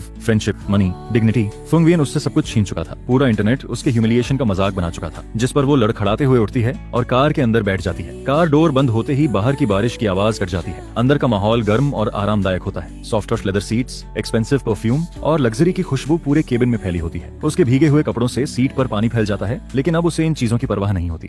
हार्डिनह उसके बगल में बैठा व्हिस्की ग्लास हाथ में पकड़े बाहर की फॉगी विंडो देख रहा होता है। वो उसकी तरफ देखे बिना धीरे से पूछता है, लाम उयन नी, क्या तुम्हें पता है तुम आज इस हालत में क्यों पहुंची हो? यह सुनते ही लम उयन नी अपनी मुट्ठियां कस लेती है। उसके नाखून हथेली में धंस जाते हैं। फोंग वियन ने मुझे इस हालत में पहुंचाया है, यह सब उसी की गलती है। हार्डिन पीछे मुड़कर देखता है, जिस पर उसके गोल्डन चश्मे के पीछे की ठंडी नजरें किसी सर्जिकल नाइफ की तरह फील होती हैं। आज तुम जिस हालत में पहुंची हो वो सिर्फ तुम्हारी बेवकूफी की वजह से है। फुआंग वियन ने तो बस तुम्हारी उसी स्टूपिडिटी का इस्तेमाल करके तुम्हें सही पनिशमेंट दिया है। यह सुनकर लम उयन नहीं पूरी तरह सन्न रह जाती है। उसने कंपनी के पैसे एक गोल्ड डिगर को पालने में लगा दिए और एक ऐसे इंटर्न के लिए जिसे वो 1 महीने से भी कम समय से जानती थी, उसने अपने उस फियांसे को बिट्रे कर दिया जिससे उसकी 3 साल से एंगेजमेंट थी। जिस पर हार्डिन ठंडी आवाज में कहता है, क्या तुम्हें नहीं लगता कि तुम बहुत ज्यादा स्टूपिड थी? लाम उयन नी के होंठ कांपने लगते हैं। तभी हार्डिन आगे कहता है, तुम्हारी बेस्ट फ्रेंड थाम गया 3 साल पहले से ही मेरे लिए काम कर रही थी। वही तुम्हारे करीब आई, तुम्हारी तारीफ करती थी, कहती थी कि तुम बहुत खूबसूरत हो, तुम्हारे अपने विचार हैं और तुम किसी बेहतर आदमी की हकदार हो। लेकिन यह सब मैंने पहले से प्लान किया था। इसके बाद हार्डिन हाथ में पकड़े वाइन ग्लास को धीरे धीरे घुमाता है, जिस पर अंदर की एम्बर कलर लिक्विड रोशनी में चमकती रहती है। डीपथन जैसा गोल्ड डिगर भी थम ग्याओ ने ही 3 लेयर्स के जरिए अरेंज किया था। तुम सोचती रही कि वो तुम्हारा ट्रू लव है, तुम्हारी डेस्टिनी है, लेकिन लम उयन नी, शुरुआत से आखिर तक तुम सिर्फ मेरे हाथ की एक चेस पीस थी। यह सुनते ही लाम उयन नी की आंखें सिकुड़ जाती हैं। आखिरकार उसे सब समझ आने लगता है। दिए थान का अचानक सामने आना कोई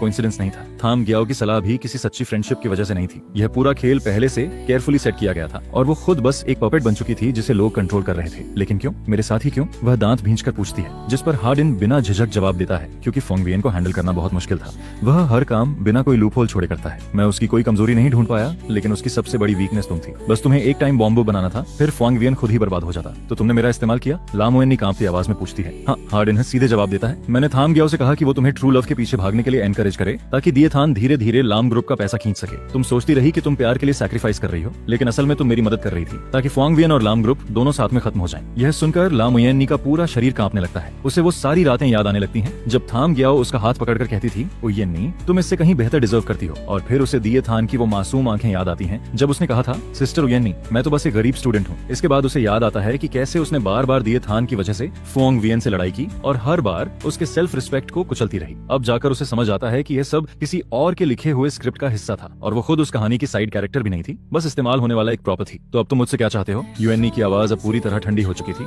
जिस पर हार्डिन हल्का सा मुस्कुराता है, क्योंकि मुझे एहसास हुआ है कि फोंग वियन तुम्हारी सोच से भी ज्यादा डेंजरस है। यह कहते हुए वह अपने पास से एक टैबलेट निकालता है और उसमें एक फाइल खोलकर लाम उयन नी के सामने रख देता है। स्क्रीन पर डिटेल्ड मनी फ्लो चार्ट दिखाई देता है। लाम उयन नी उन काउंटलेस नंबर्स और एरोज को देखकर शॉक्ड रह जाती है। यह हाग ग्रुप की शेयर होल्डर्स स्ट्रक्चर मैप थी। हार्डिन धीरे से कहता है, मैंने पूरे 3 साल लगाए, अपनी पूरी एनालिस्ट टीम को इस्तेमाल किया, तब जाकर फोंग वियन के एसेट स्ट्रक्चर को समझ पाया, लेकिन रिजल्ट देखकर मैं भी शॉक्ड रह गया। लाम उयन नी चुपचाप उसकी तरफ देखती रहती है। फोंग वियन की पर्सनल वेल्थ कंजर्वेटिव एस्टिमेट में भी 80 बिलियन से ज्यादा है। यह कहते वक्त हार्डिन की आवाज में एक ऐसा डर था जिसे शायद वह खुद भी नोटिस नहीं कर पाया। उसके कंट्रोल में real estate, new energy, biotech, यहाँ तक कि मिलिट्री इंडस्ट्री तक की कंपनीज हैं। हाग ग्रुप तो बस आइसबर्ग का ऊपर दिखने वाला हिस्सा है। तुम सोचती रही कि फोंग वियन सिर्फ एक बिलियनियर चेयरमैन है, लेकिन उसने जानबूझकर तुम्हें सिर्फ उतना ही दिखाया, क्योंकि वह जानता था कि स्टोरी करेक्शन फोर्स उसकी हर मूव पर नजर रख रही है। इसलिए उसने अपनी असली ताकत छुपा कर रखी और सिर्फ थोड़ा सा एक्सपोज किया, जो बिजनेस वर्ल्ड में टिके रहने के लिए काफी था। यह सुनकर लम उयन नी की उंगलियां कांपने लगती हैं। 80 बिलियन, वह सिर्फ कुछ लाख की वॉच के लिए फोंग वियन से लड़ गई थी। एक फेक इंटर्न के लिए उसने 80 बिलियन वर्थ वाले आदमी को छोड़ दिया। तो अब तुम चाहते हो कि मैं तुम्हारी मदद करूं फोंग वियन के खिलाफ? उसकी आवाज में हल्का सार्काज्म था, जिस पर हार्डिन तुरंत कहता है, मेरी नहीं, अपनी मदद करो। फोंग वियन ने तुम पर एक 100 मिलियन का लॉसूट किया है। अब तुम्हारे पास एक पैसा नहीं है, तुम वो रकम कैसे चुकाओगी? जब कोर्ट फोर्सफुली एग्जीक्यूट करेगा तब तुम ऑफिशियली डिफॉल्टर बन जाओगी, पूरी जिंदगी सिर नहीं उठा पाओगी। यह सुनकर लम उयन नी खामोश हो जाती है। इसके बाद हार्डिन अपने कोट से एक चेक निकालकर उसके सामने रख देता है। उस पर 10 मिलियन लिखा था। ये एडवांस पेमेंट है, मुझे बस तुमसे एक काम करवाना है। क्या काम? वह धीरे से पूछती है, जिस पर हार्डिन थोड़ा झुककर बेहद धीमी आवाज में कहता है, मैं चाहता हूँ कि तुम फुआंग वियन का असली ट्रम्प कार्ड ढूंढो,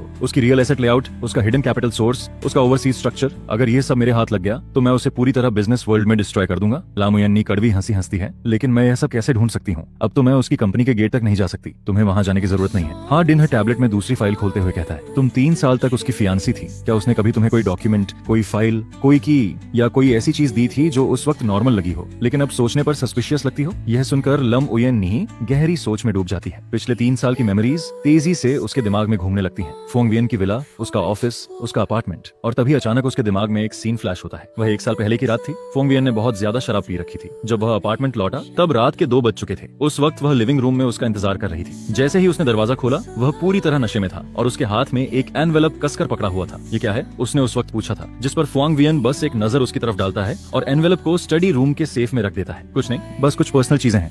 उस समय उसने ज्यादा ध्यान नहीं दिया क्योंकि फुआंग वियन के पास हमेशा बहुत सारे प्राइवेट डॉक्यूमेंट्स रहते थे। उसने कभी सवाल नहीं किया, लेकिन अब सोचने पर उसे एहसास होता है कि उस एनवेलप के आने का टाइमिंग बहुत अजीब था। वह ठीक 3 दिन बाद की बात थी जब फुआंग वियन और हार्डिन की एक्विजिशन वॉर खत्म हुई थी और उस लड़ाई में फुआंग वियन ने शानदार जीत हासिल की थी। लेकिन उस रात उसकी हालत किसी विनर जैसी नहीं थी, बल्कि वह किसी ऐसे सोल्जर जैसा लग रहा था जो बैटलफील्ड से मुश्किल से जिंदा लौट कर आया हो। मुझे याद आ गया, यूएननी अचानक सिर उठाती है, जिस पर उसकी आंखों में फिर से उम्मीद की चमक दिखाई देने लगती है। उसके स्टडी रूम में एक सेफ है। लाम यूएननी धीरे से कहती है, वो दीवार के अंदर हिडन है और उसके सामने एक ऑयल पेंटिंग लगी हुई है। उस सेफ का पासवर्ड हमारा बर्थडे कॉम्बिनेशन है। यह सुनकर हार्डिन की आंखें हल्की सिकुड़ जाती हैं। अंदर क्या है ये मुझे नहीं पता, लाम यूएननी सिर हिलाते हुए कहती है, लेकिन मैंने एक बार फुआंग वियन को एक एनवेलप उसमें रखते हुए देखा था। उसके बाद वो एनवेलप कभी दिखाई नहीं दिया। हार्डिन कुछ सेकंड तक चुप रहता है, फिर धीरे से सिर हिलाता है। बहुत बढ़िया, अब जाकर वो चीज लेकर आओ। जिस पर लाम यूएननी तुरंत बोल पड़ती है, क्या तुम मजाक कर रहे हो? उस अपार्टमेंट का पासवर्ड बहुत पहले बदल चुका है, मैं अंदर नहीं जा सकती। यह सुनकर हार्डिन हल्का सा मुस्कुराता है। वो फुआ वियन का अपार्टमेंट है, मेरा नहीं। इसके बाद वह अपने पास से एक टूल बॉक्स निकालता है। बॉक्स खुलते ही अंदर प्रोफेशनल लॉक ब्रेकिंग टूल्स दिखाई देते हैं, लेकिन उस बिल्डिंग का मैनेजर मेरा आदमी है। लामुयन उन टूल्स को देखकर घबरा जाती है। उसका हार्ट बीट तेजी से बढ़ने लगता है। उसे एहसास हो जाता है कि वो क्या करने जा रही है। इलीगल ट्रेसपासिंग, बिजनेस सीक्रेट्स चोरी करना, इन दोनों क्राइम्स की पनिशमेंट बहुत बड़ी थी, लेकिन अब उसके पास कोई दूसरा रास्ता नहीं बचा था। जिस पर वह कांपते हाथों से वो टूल बॉक्स पकड़ लेती है। यह देखकर हार्डिन के होंठों पर मुस्कान और गहरी हो जाती है। जानती हो लामुयन्नी, तुम्हारे और फुआंग वियन के बीच सबसे बड़ा फर्क इंटेलिजेंस नहीं है, बल्कि मोरल लिमिट है। उसके पास अभी भी कुछ बाउंड्रीज हैं, लेकिन तुम्हारे पास तो वो भी नहीं बची, बल्कि तुम्हारी लिमिट उससे भी नीचे है। इसलिए तुम जिंदगी भर उसे हरा नहीं पाओगी। लामुयन्नी इस बार कोई जवाब नहीं देती, क्योंकि उसे पता था कि हार्डिन सच कह रहा है। रात के 2 बज चुके थे। सिटी सेंटर के लग्जरी अपार्टमेंट एरिया में बारिश अभी अभी रुकी थी। हवा में गीली मिट्टी और कंक्रीट की स्मेल फैली हुई थी। लामुयन्नी ने ब्लैक हुडी पहन रखी थी और उसका कैप इतना नीचे था कि आधा चेहरा छुप चुका था। वह हाथ में टूल बॉक्स लिए इमरजेंसी स्टेयरकेस से अंडरग्राउंड पार्किंग की तरफ बढ़ती है, जिस पर उसे याद आता है कि एलिवेटर के पास का सीसीटीवी 2 दिन पहले से खराब पड़ा है। यह भी हार्डिन की अरेंजमेंट थी। इसके बाद वह एलिवेटर में कदम रखती है और 28वें फ्लोर दबा देती है। एलिवेटर के नंबर्स धीरे धीरे ऊपर बढ़ते जाते हैं और उसी के साथ उसका हार्ट बीट भी तेजी से बढ़ने लगता है, जैसे सीने से बाहर निकल जाएगा। टिंग, एलिवेटर डोर खुलता है। सामने पूरा हॉलवे खाली पड़ा था, चारों तरफ सन्नाटा था। लाम उयन्नी गहरी सांस लेती है और रूम 2801 के सामने जाकर रुकती है। यही वो जगह थी जहां उसने और फुआंग वियन ने पूरे 3 साल साथ बिताए थे। डोर पर लगा स्मार्ट लॉक हल्की नीली रोशनी छोड़ रहा था। वह फिंगरप्रिंट ट्राई करती है, लेकिन तुरंत रेड लाइट ब्लिंक करने लगती है। Access denied. उसकी फिंगरप्रिंट्स बहुत पहले डिलीट की जा चुकी थी, जिस पर वह धीरे से नीचे बैठती है और टूल बॉक्स खोल देती है। हार्डिन ने जो इक्विपमेंट दिया था वो बेहद प्रोफेशनल था। एक इलेक्ट्रॉनिक जैमर जो स्मार्ट लॉक का सिग्नल टेम्परेरी ब्लॉक कर सकता था और एक मैकेनिकल डिकोडर जो लॉक कोर का पासवर्ड रीड कर सकता था। करीब 3 मिनट बाद टक, लॉक खुलने की आवाज आती है। डोर धीरे से खुल जाता है। अंदर पूरा अपार्टमेंट अंधेरे में डूबा हुआ था। हवा में हल्की डस्ट की स्मेल थी, जिससे साफ पता चलता था कि यहाँ काफी समय से कोई नहीं आया। लम उयन्नी अपने फोन की फ्लैशलाइट ऑन करती है और धीरे धीरे अंदर कदम रखती है। लिविंग रूम अभी पहले जैसा ही था। कॉर्नर में रखा पियानो वहीं मौजूद था, बस उसके ऊपर डस्ट की पतली लेयर जम चुकी थी। वो पियानो फुआंग वियन ने उसके बर्थडे पर गिफ्ट किया था। उसकी कीमत 3 मिलियन युआन से ज्यादा थी, लेकिन अब वो भी कॉन्फिस्केटेड एसेट्स लिस्ट में शामिल हो चुका था। बस अभी तक उसे हटाया नहीं गया था। लेकिन इस वक्त लामुयन्नी रुकती नहीं। वह सीधे स्टडी रूम की तरफ बढ़ जाती है। स्टडी रूम के बाहर वही ओनेल पेंटिंग टंगी हुई थी, मोनेट की वाटर लिली पेंटिंग की कॉपी। और जाहिर सी बात थी अब वो फेक थी, क्योंकि फुआंग वियन को आर्टवर्क्स में कभी खास इंटरेस्ट नहीं था। यह पेंटिंग सिर्फ सेफ को हाइड करने के लिए लगाई गई थी। जिस पर लामुयन्नी पेंटिंग को हटाती है और दीवार के अंदर लगा ब्लैक मेटल सेफ दिखाई देता है। सेफ पर फिंगरप्रिंट और पासवर्ड वेरिफिकेशन दोनों मौजूद थे। वह पहले फिंगरप्रिंट ट्राई करती है, लेकिन ऑब्वियस था एक्सेस पहले ही डिलीट हो चुका था। इसके बाद वह पासवर्ड डालने लगती है, 0214। उसका बर्थडे गलत 0520। फुआंग वियन का बर्थडे फिर से गलत। लम उयन नी कुछ पल के लिए फ्रीज हो जाती है। ये पासवर्ड नहीं है, वह बुदबुदाती है। इसके बाद वह दांत भींचकर बाकी कॉम्बिनेशन ट्राई करने लगती है। उनकी एंगेजमेंट एनिवर्सरी,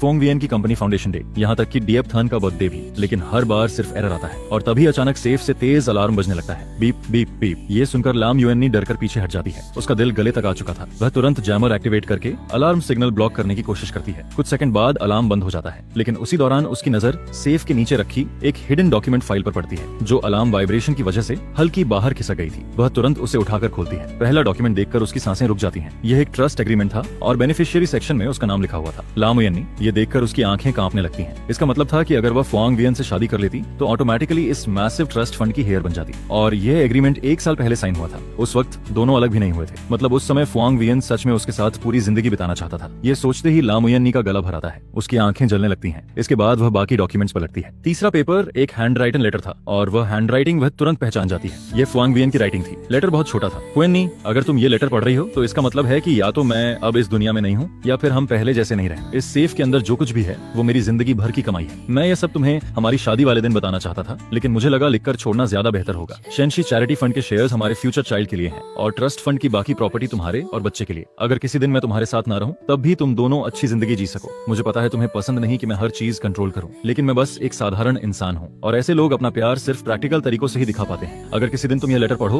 तो उम्मीद करता हूँ कि वो हमारी शादी के बाद हो, किसी और वजह से नहीं। लेटर के नीचे राइट कॉर्नर पर एक सूखा हुआ इंक मार्क था, जैसे लिखने वाला आखिरी लाइन लिखने से पहले बहुत देर तक हेजिटेट करता रहा हो। यह पढ़ते पढ़ते आखिरकार लाम युएन नी खुद को रोक नहीं पाती। उसकी आंखों से आंसू चुपचाप गिरने लगते हैं और लेटर पर छोटे छोटे पानी के निशान छोड़ देते हैं, जिस पर उसके दिमाग में फुआंग वियन के साथ बिताए सारे पल घूमने लगते हैं। उसे याद आता है कैसे वह हर रात ओवर टाइम करके देर से घर लौटता था, लेकिन फिर भी धीरे से बेडरूम में आता था ताकि उसकी नींद न टूटे और चुपचाप उसके ऊपर ब्लैंकेट डाल देता था। उसे याद आता है कि फुआंग वियन खुद स्पाइसी फूड पसंद नहीं करता था, लेकिन फिर भी 3 साल तक उसके साथ सिचुआन फूड खाता रहा। उसे अपना बर्थडे याद आता है जब फुआंग वियन ने खुद खाना बनाने की कोशिश की थी। टेस्ट बस ठीक ठाक था, लेकिन उसके चेहरे की खुशी किसी बच्चे जैसी थी। और फिर उसे वो सभी याद आने लगता है जब उसने दिए थान की वजह से केक सीधे फुआंग वियन के चेहरे पर फेंका था, जब उसने उसे कोल्ड ब्लडेड कैपिटलिस्ट कहा था, जब उसने उसके पैसों से दूसरे आदमी के लिए वॉच खरीदी थी, पार्टीज ऑर्गेनाइज की थी, जब उसकी माँ की छोड़ी हुई आखिरी यादगार चीज टूट गई थी और उस वक्त उसकी आंखों में जो टूटन थी। और आखिर में उसे फुआंग वियन की वो बात याद आती है, देर से आया सच्चा प्यार सस्ते रिग्रेट से ज्यादा कुछ नहीं होता। ये सोचते ही लाम युएन नी उस लेटर को कसकर पकड़ लेती है। उसका पूरा शरीर कांपने लगता है और उसी पल उसे एहसास होता है कि उसने सिर्फ एक फियांसी नहीं खोया, बल्कि उसने उस इंसान को खो दिया जो उसे सच में दिल से प्यार करता था। और जिस चीज को उसने अपने हाथों से बर्बाद किया था वो सिर्फ एक रिश्ता नहीं था, बल्कि उसकी जिंदगी की इकलौती खुशी थी जिसे वह कभी पा सकता था। तभी अचानक उसका फोन फिर से वाइब्रेट करने लगता है। हार्डिन का मैसेज था। मिल गया क्या? लम उयन नी स्क्रीन की तरफ देखती रहती है। उसकी उंगलियां कीबोर्ड के ऊपर रुकी रहती हैं, लेकिन मैसेज सेंड नहीं होता। अब उसे क्या करना चाहिए? अगर वह ये डॉक्यूमेंट्स हार्डिन को दे देती है तो फुआंग वियन सब कुछ खो देगा और बदले में उसे 10 मिलियन मिलेंगे, शायद उससे भी ज्यादा। लेकिन उस लेटर में साफ लिखा था कि वो सारी प्रॉपर्टी उसकी फ्यूचर वाइफ और बच्चों के लिए थी और कभी उसके पास वो जगह पाने का मौका था, लेकिन अब वो मौका हमेशा के लिए खत्म हो चुका था। लाम उयन नी आंखें बंद करती है, गहरी सांस लेती है और फिर अपनी जिंदगी का शायद सबसे समझदारी भरा फैसला लेती है। सुबह के 4 बज चुके थे। लाम उयन नी अपार्टमेंट से बाहर निकलती है। उसके हाथ में वो क्राफ्ट पेपर एनवेलप कसकर पकड़ा हुआ था। उसका फोन लगातार वाइब्रेट कर रहा था। हार्डिन अब तक 7 कॉल्स कर चुका था, लेकिन उसने एक भी कॉल रिसीव नहीं की। इसके बाद वह एक टैक्सी रोकती है और सीधे एक एड्रेस बोलती है, हाग्रुप हेडक्वार्टर्स। सुबह के 4 बजे पूरी बिल्डिंग में बस कुछ ही लाइट्स जल रही थी। सिक्योरिटी गार्ड उसे देखते ही भौहें सिकोड़ लेता है। वह उसे रोकने ही वाला था कि तभी लाम उयन नी बोल पड़ती है, मुझे फुआंग वियन से मिलना है। गार्ड ठंडी आवाज में कहता है, प्रेसिडेंट फुआंग यहाँ नहीं है। जिस पर लाम उयन नी सीधे उसकी आंखों में देखते हुए कहती है, मुझे पता है वो यहीं है। उनकी कार अभी भी बेसमेंट पार्किंग के प्राइवेट स्पॉट में खड़ी है। नंबर प्लेट 8888 है और उनका प्राइवेट एलिवेटर सिर्फ 28वें फ्लोर के ऊपर एक्सेस करता है, लेकिन 28वें फ्लोर की लाइट 3 बजे से ऑन है। यह सुनकर गार्ड कुछ पल के लिए चुप हो जाता है। तभी उसके वॉक टॉक से आवाज आती है, उसे ऊपर आने दो। ये आवाज फुआंग वियन की थी।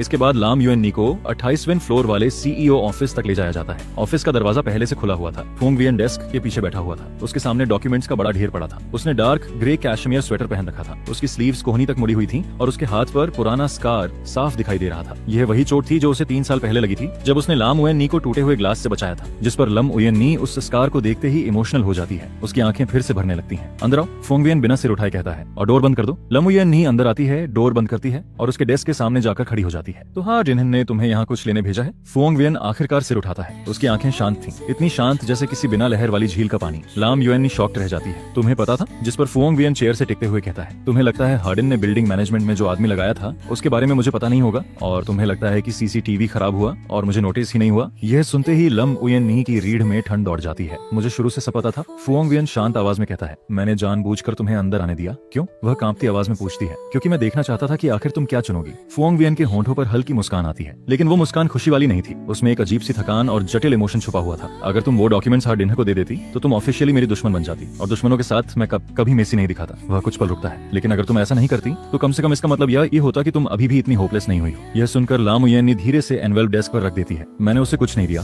फुआंग वियन एनवेलप को देखता है, लेकिन कुछ नहीं कहता। मैंने वो लेटर पढ़ लिया। उसकी आवाज कांप रही थी। तुमने लिखा था कि वो सारी प्रॉपर्टी तुम्हारी फ्यूचर वाइफ और बच्चों के लिए थी। हाँ, और मैं लगभग वो इंसान बन चुकी थी। यह सुनकर फुआंग वियन कुछ सेकंड तक चुप रहता है, फिर धीरे से सिर हिलाता है। लमुयन्नी, अभी तक तुम समझी नहीं? इसके बाद वह उठकर फ्लोर टू सीलिंग विंडो के सामने जाकर खड़ा हो जाता है। जिस रात तुमने पहली बार मेरे पैसे डीएफथन के लिए खर्च किए थे, उसी रात मैंने ट्रस्ट एग्रीमेंट बदल दिया था। बेनिफिशियरी का नाम बदलकर शेंशी चैरिटी फंड कर दिया गया था। तुमने पूछा था ना कि मैंने शेयर्स चैरिटी फंड को क्यों ट्रांसफर किए? वह बाहर अंधेरे शहर की तरफ देखते हुए कहता है, क्योंकि उसी दिन मैंने फैसला कर लिया था, मैं जिंदगी में दोबारा कभी शादी नहीं करूंगा। फुआंग वियन लाम उयेन कुछ कहना चाहती थी, लेकिन वह बीच में ही रोक देता है। ये तुम्हारी वजह से नहीं था, बल्कि इसलिए क्योंकि अब मुझे प्यार पर भरोसा नहीं रहा। मुझे बिट्रेयल से डर नहीं लगा। मुझे डर तब लगा जब मुझे एहसास हुआ कि स्टोरी करेक्शन फोर्स के सामने इंसानी फीलिंग्स कितनी फ्रैजाइल होती हैं। Story correction force? लाम उयेन कंफ्यूज्ड होकर पूछती है, लेकिन फुआंग वियन जवाब नहीं देता। वह वापस डेस्क तक आता है, एनवेलप खोलता है, अंदर के डॉक्यूमेंट्स पर नजर डालता है और फिर ड्रॉअर से दूसरी फाइल निकालकर उसके सामने रख देता है। जो लेटर तुमने देखा वो असली था। मैंने सच में वो लिखा था, लेकिन सेफ में सिर्फ वही नहीं था। उसमें हार्ड इनहा के लिए स्पेशली तैयार किया गया फेक शेयर एग्रीमेंट भी था। जो एग्रीमेंट तुम लेकर आई हो वो नकली है। यह सुनते ही लाम उयेन नीचे डॉक्यूमेंट्स की तरफ देखती है। उस पर हिडन फेक वाटरमार्क साफ दिखाई दे रहा था। तो शुरू से तुम्हें पता था कि मैं क्या करूंगी?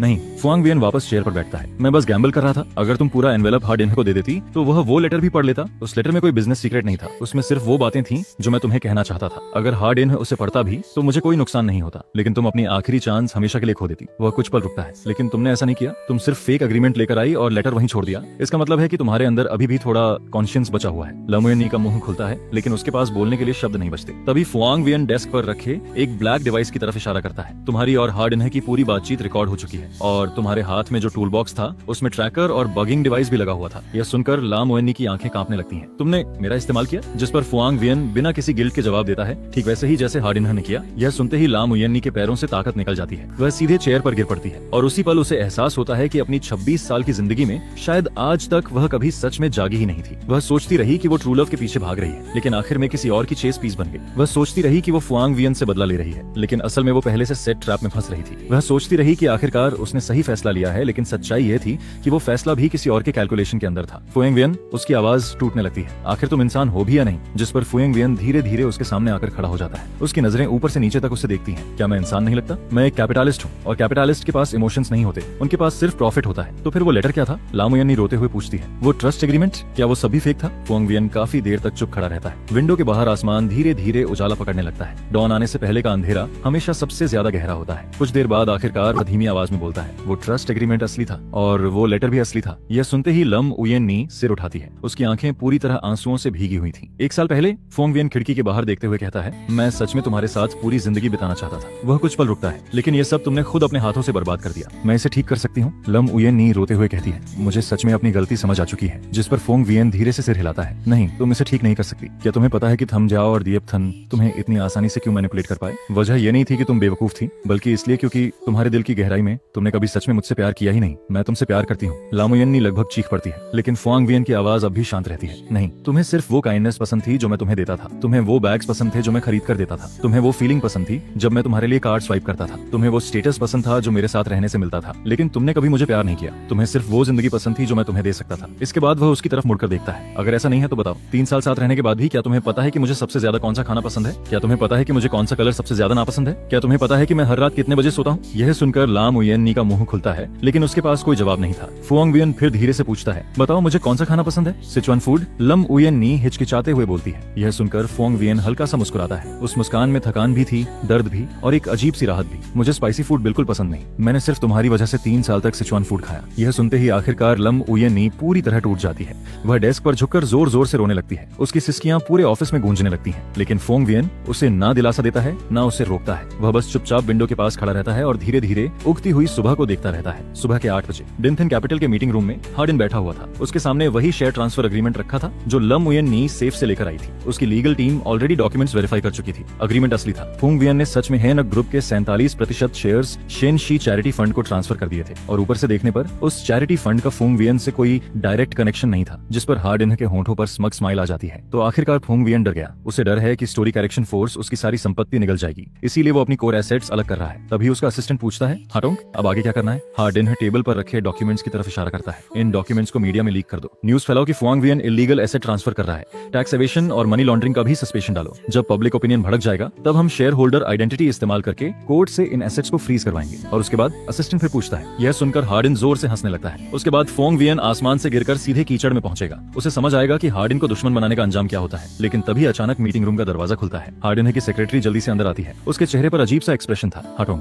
नीचे कोई आपसे मिलने आया है? कौन? फुएवियन। यह सुनते ही हार्डिन के चेहरे की मुस्कान जम जाती है। उसे उम्मीद नहीं थी कि फुएवियन खुद यहाँ आएगा। उसे ऊपर भेजो, वह धीरे से कहता है। 10 मिनट बाद फुआंग वियन डिन्ह थिन ग्रुप के मीटिंग रूम में कदम रखता है। उसने डार्क ब्लू सूट पहन रखा था। उसके चेहरे पर हमेशा की तरह काम एक्सप्रेशन था। उसके पीछे 3 लोग और थे, लॉयर वोंग और 2 यूनिफॉर्म पहने हुए आदमी। उनके कंधों पर नेशनल एम्बलम लगा हुआ था। वे प्रोसिक्यूटर ऑफिस के लोग थे। यह देखकर हार्डिन का एक्सप्रेशन तुरंत बदल जाता है। फुएवियन, इसका क्या मतलब है? जिस पर फुएवियन आराम से चेयर खींचकर बैठ जाता है। कुछ खास नहीं, बस तुम्हें एक डॉक्यूमेंट देने आया हूँ। इसके बाद लॉयर वांग आगे बढ़ता है और टेबल पर एक फाइल रख देता है। हाटोंग, यह कमर्शियल एस्पियोनेज केस की ऑफिशियल कंप्लेनेट फाइल है, जिसे हाग ग्रुप की तरफ से मिस्टर फुआंग वियन ने प्रोसिक्यूटर ऑफिस में सबमिट किया है। अब सस्पेशन है कि आपने दूसरों को हेनक ग्रुप के बिजनेस सीक्रेट्स चोरी करने के लिए इंस्ट्रक्ट किया, इसलिए प्रोसिक्यूटर ऑफिस ने ऑफिशियली केस रजिस्टर कर लिया है। यह सुनते ही हार्डिन की नजर तुरंत उन डॉक्यूमेंट्स पर जाती है जो ला मुयेनी लेकर आई थी, और उसी पल उसे कुछ समझ आ जाता है। वो डॉक्यूमेंट्स फेक थे। उसकी आवाज में हल्की पैनिक साफ महसूस हो रही थी, जिस पर फुआंग वियन शांत स्वर में कहता है, डॉक्यूमेंट्स असली थे, लेकिन उन पर मौजूद वाटरमार्क भी असली था। हर डॉक्यूमेंट में हेनक ग्रुप का इंटरनल कोड और एंटी काउंटरफाइट मार्क था, और वो हिडन वाटरमार्क सिर्फ स्पेशल अल्ट्रावायलेट लाइट में दिखाई देता है। जैसे ही तुम्हारे लोगों ने डॉक्यूमेंट्स खोले, उन्होंने नेचुरली यूवी लाइट से वेरिफिकेशन किया होगा। तो हार्डिन दांत भींचते हुए पूछता है। फुआंग वियन हल्का सा मुस्कुराता है। इसका मतलब है कि तुमने officially confidential business documents access किए, और अनऑथोराइज्ड तरीके से बिजनेस सीक्रेट्स देखना कमर्शियल एस्पियोनेज क्राइम का हिस्सा होता है।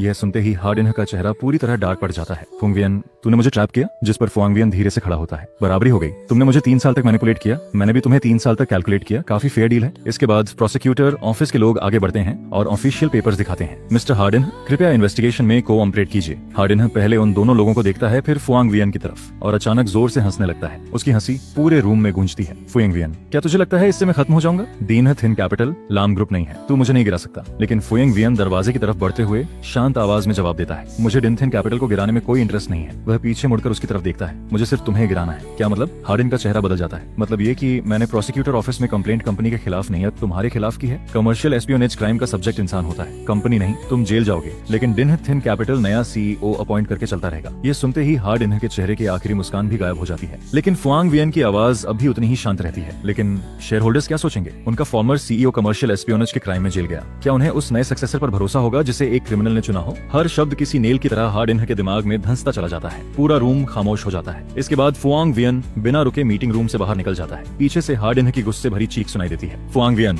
बाहर आने के बाद मैं तुझे नहीं छोड़ूंगा। लेकिन फुआंग वियन बिना पीछे देखे एलिवेटर में चला जाता है। एलिवेटर डोर बंद होने से पहले उसे सिर्फ इतना सुनाई देता है कि प्रोसिक्यूटर ऑफिस के लोग हार्डिन को लेकर जा रहे थे, और उसने एक बार भी पीछे मुड़कर नहीं देखा। 3 महीने बाद कोर्ट आखिरकार ला मुयन्नी के डिफेमेशन केस का फैसला सुनाता है। जजमेंट के मुताबिक ला मुयन्नी को 30 दिनों के अंदर रेपुटेशन डैमेज और इकोनॉमिक लॉस का पूरा कंपेंसेशन पे करना होगा। कोर्ट के फैसले के मुताबिक ला मुयन्नी को कुल 100 मिलियन युआन फुआंग वियन को कंपेंसेशन के तौर पर देने होते हैं। लेकिन ला मुयन्नी अपील तक नहीं करती, क्योंकि उसके पास लॉयर हायर करने के पैसे भी नहीं बचे थे। जिस दिन ऑफिशियल जजमेंट उसके पास पहुंचता है, उस दिन वह स्लम एरिया के एक छोटे से किराए के कमरे में अकेली बैठी रहती है। उसके हाथ में वही रेड स्टैंप वाला कोर्ट ऑर्डर था, और वह काफी देर तक उसे बस चुपचाप देखती रहती है। अब उसके पास ऐसा कुछ भी नहीं बचा था जिसे कोर्ट सीज कर सके। उसके सारे ब्रांडेड बैग्स, ज्वेलरी, क्लॉथ्स, सब कुछ पहले ही कोर्ट एनफोर्समेंट टीम जब्त कर चुकी थी। यहाँ तक कि जिस पुराने बेडशीट पर वह बैठी थी, वो भी मकान मालिक की थी। अब इस वक्त उसके पास सिर्फ 2 चीजें बची थी, एक बहुत बड़ा कर्ज और एक ऐसा अतीत जो अब जिंदगी में कभी वापस नहीं आ सकता था।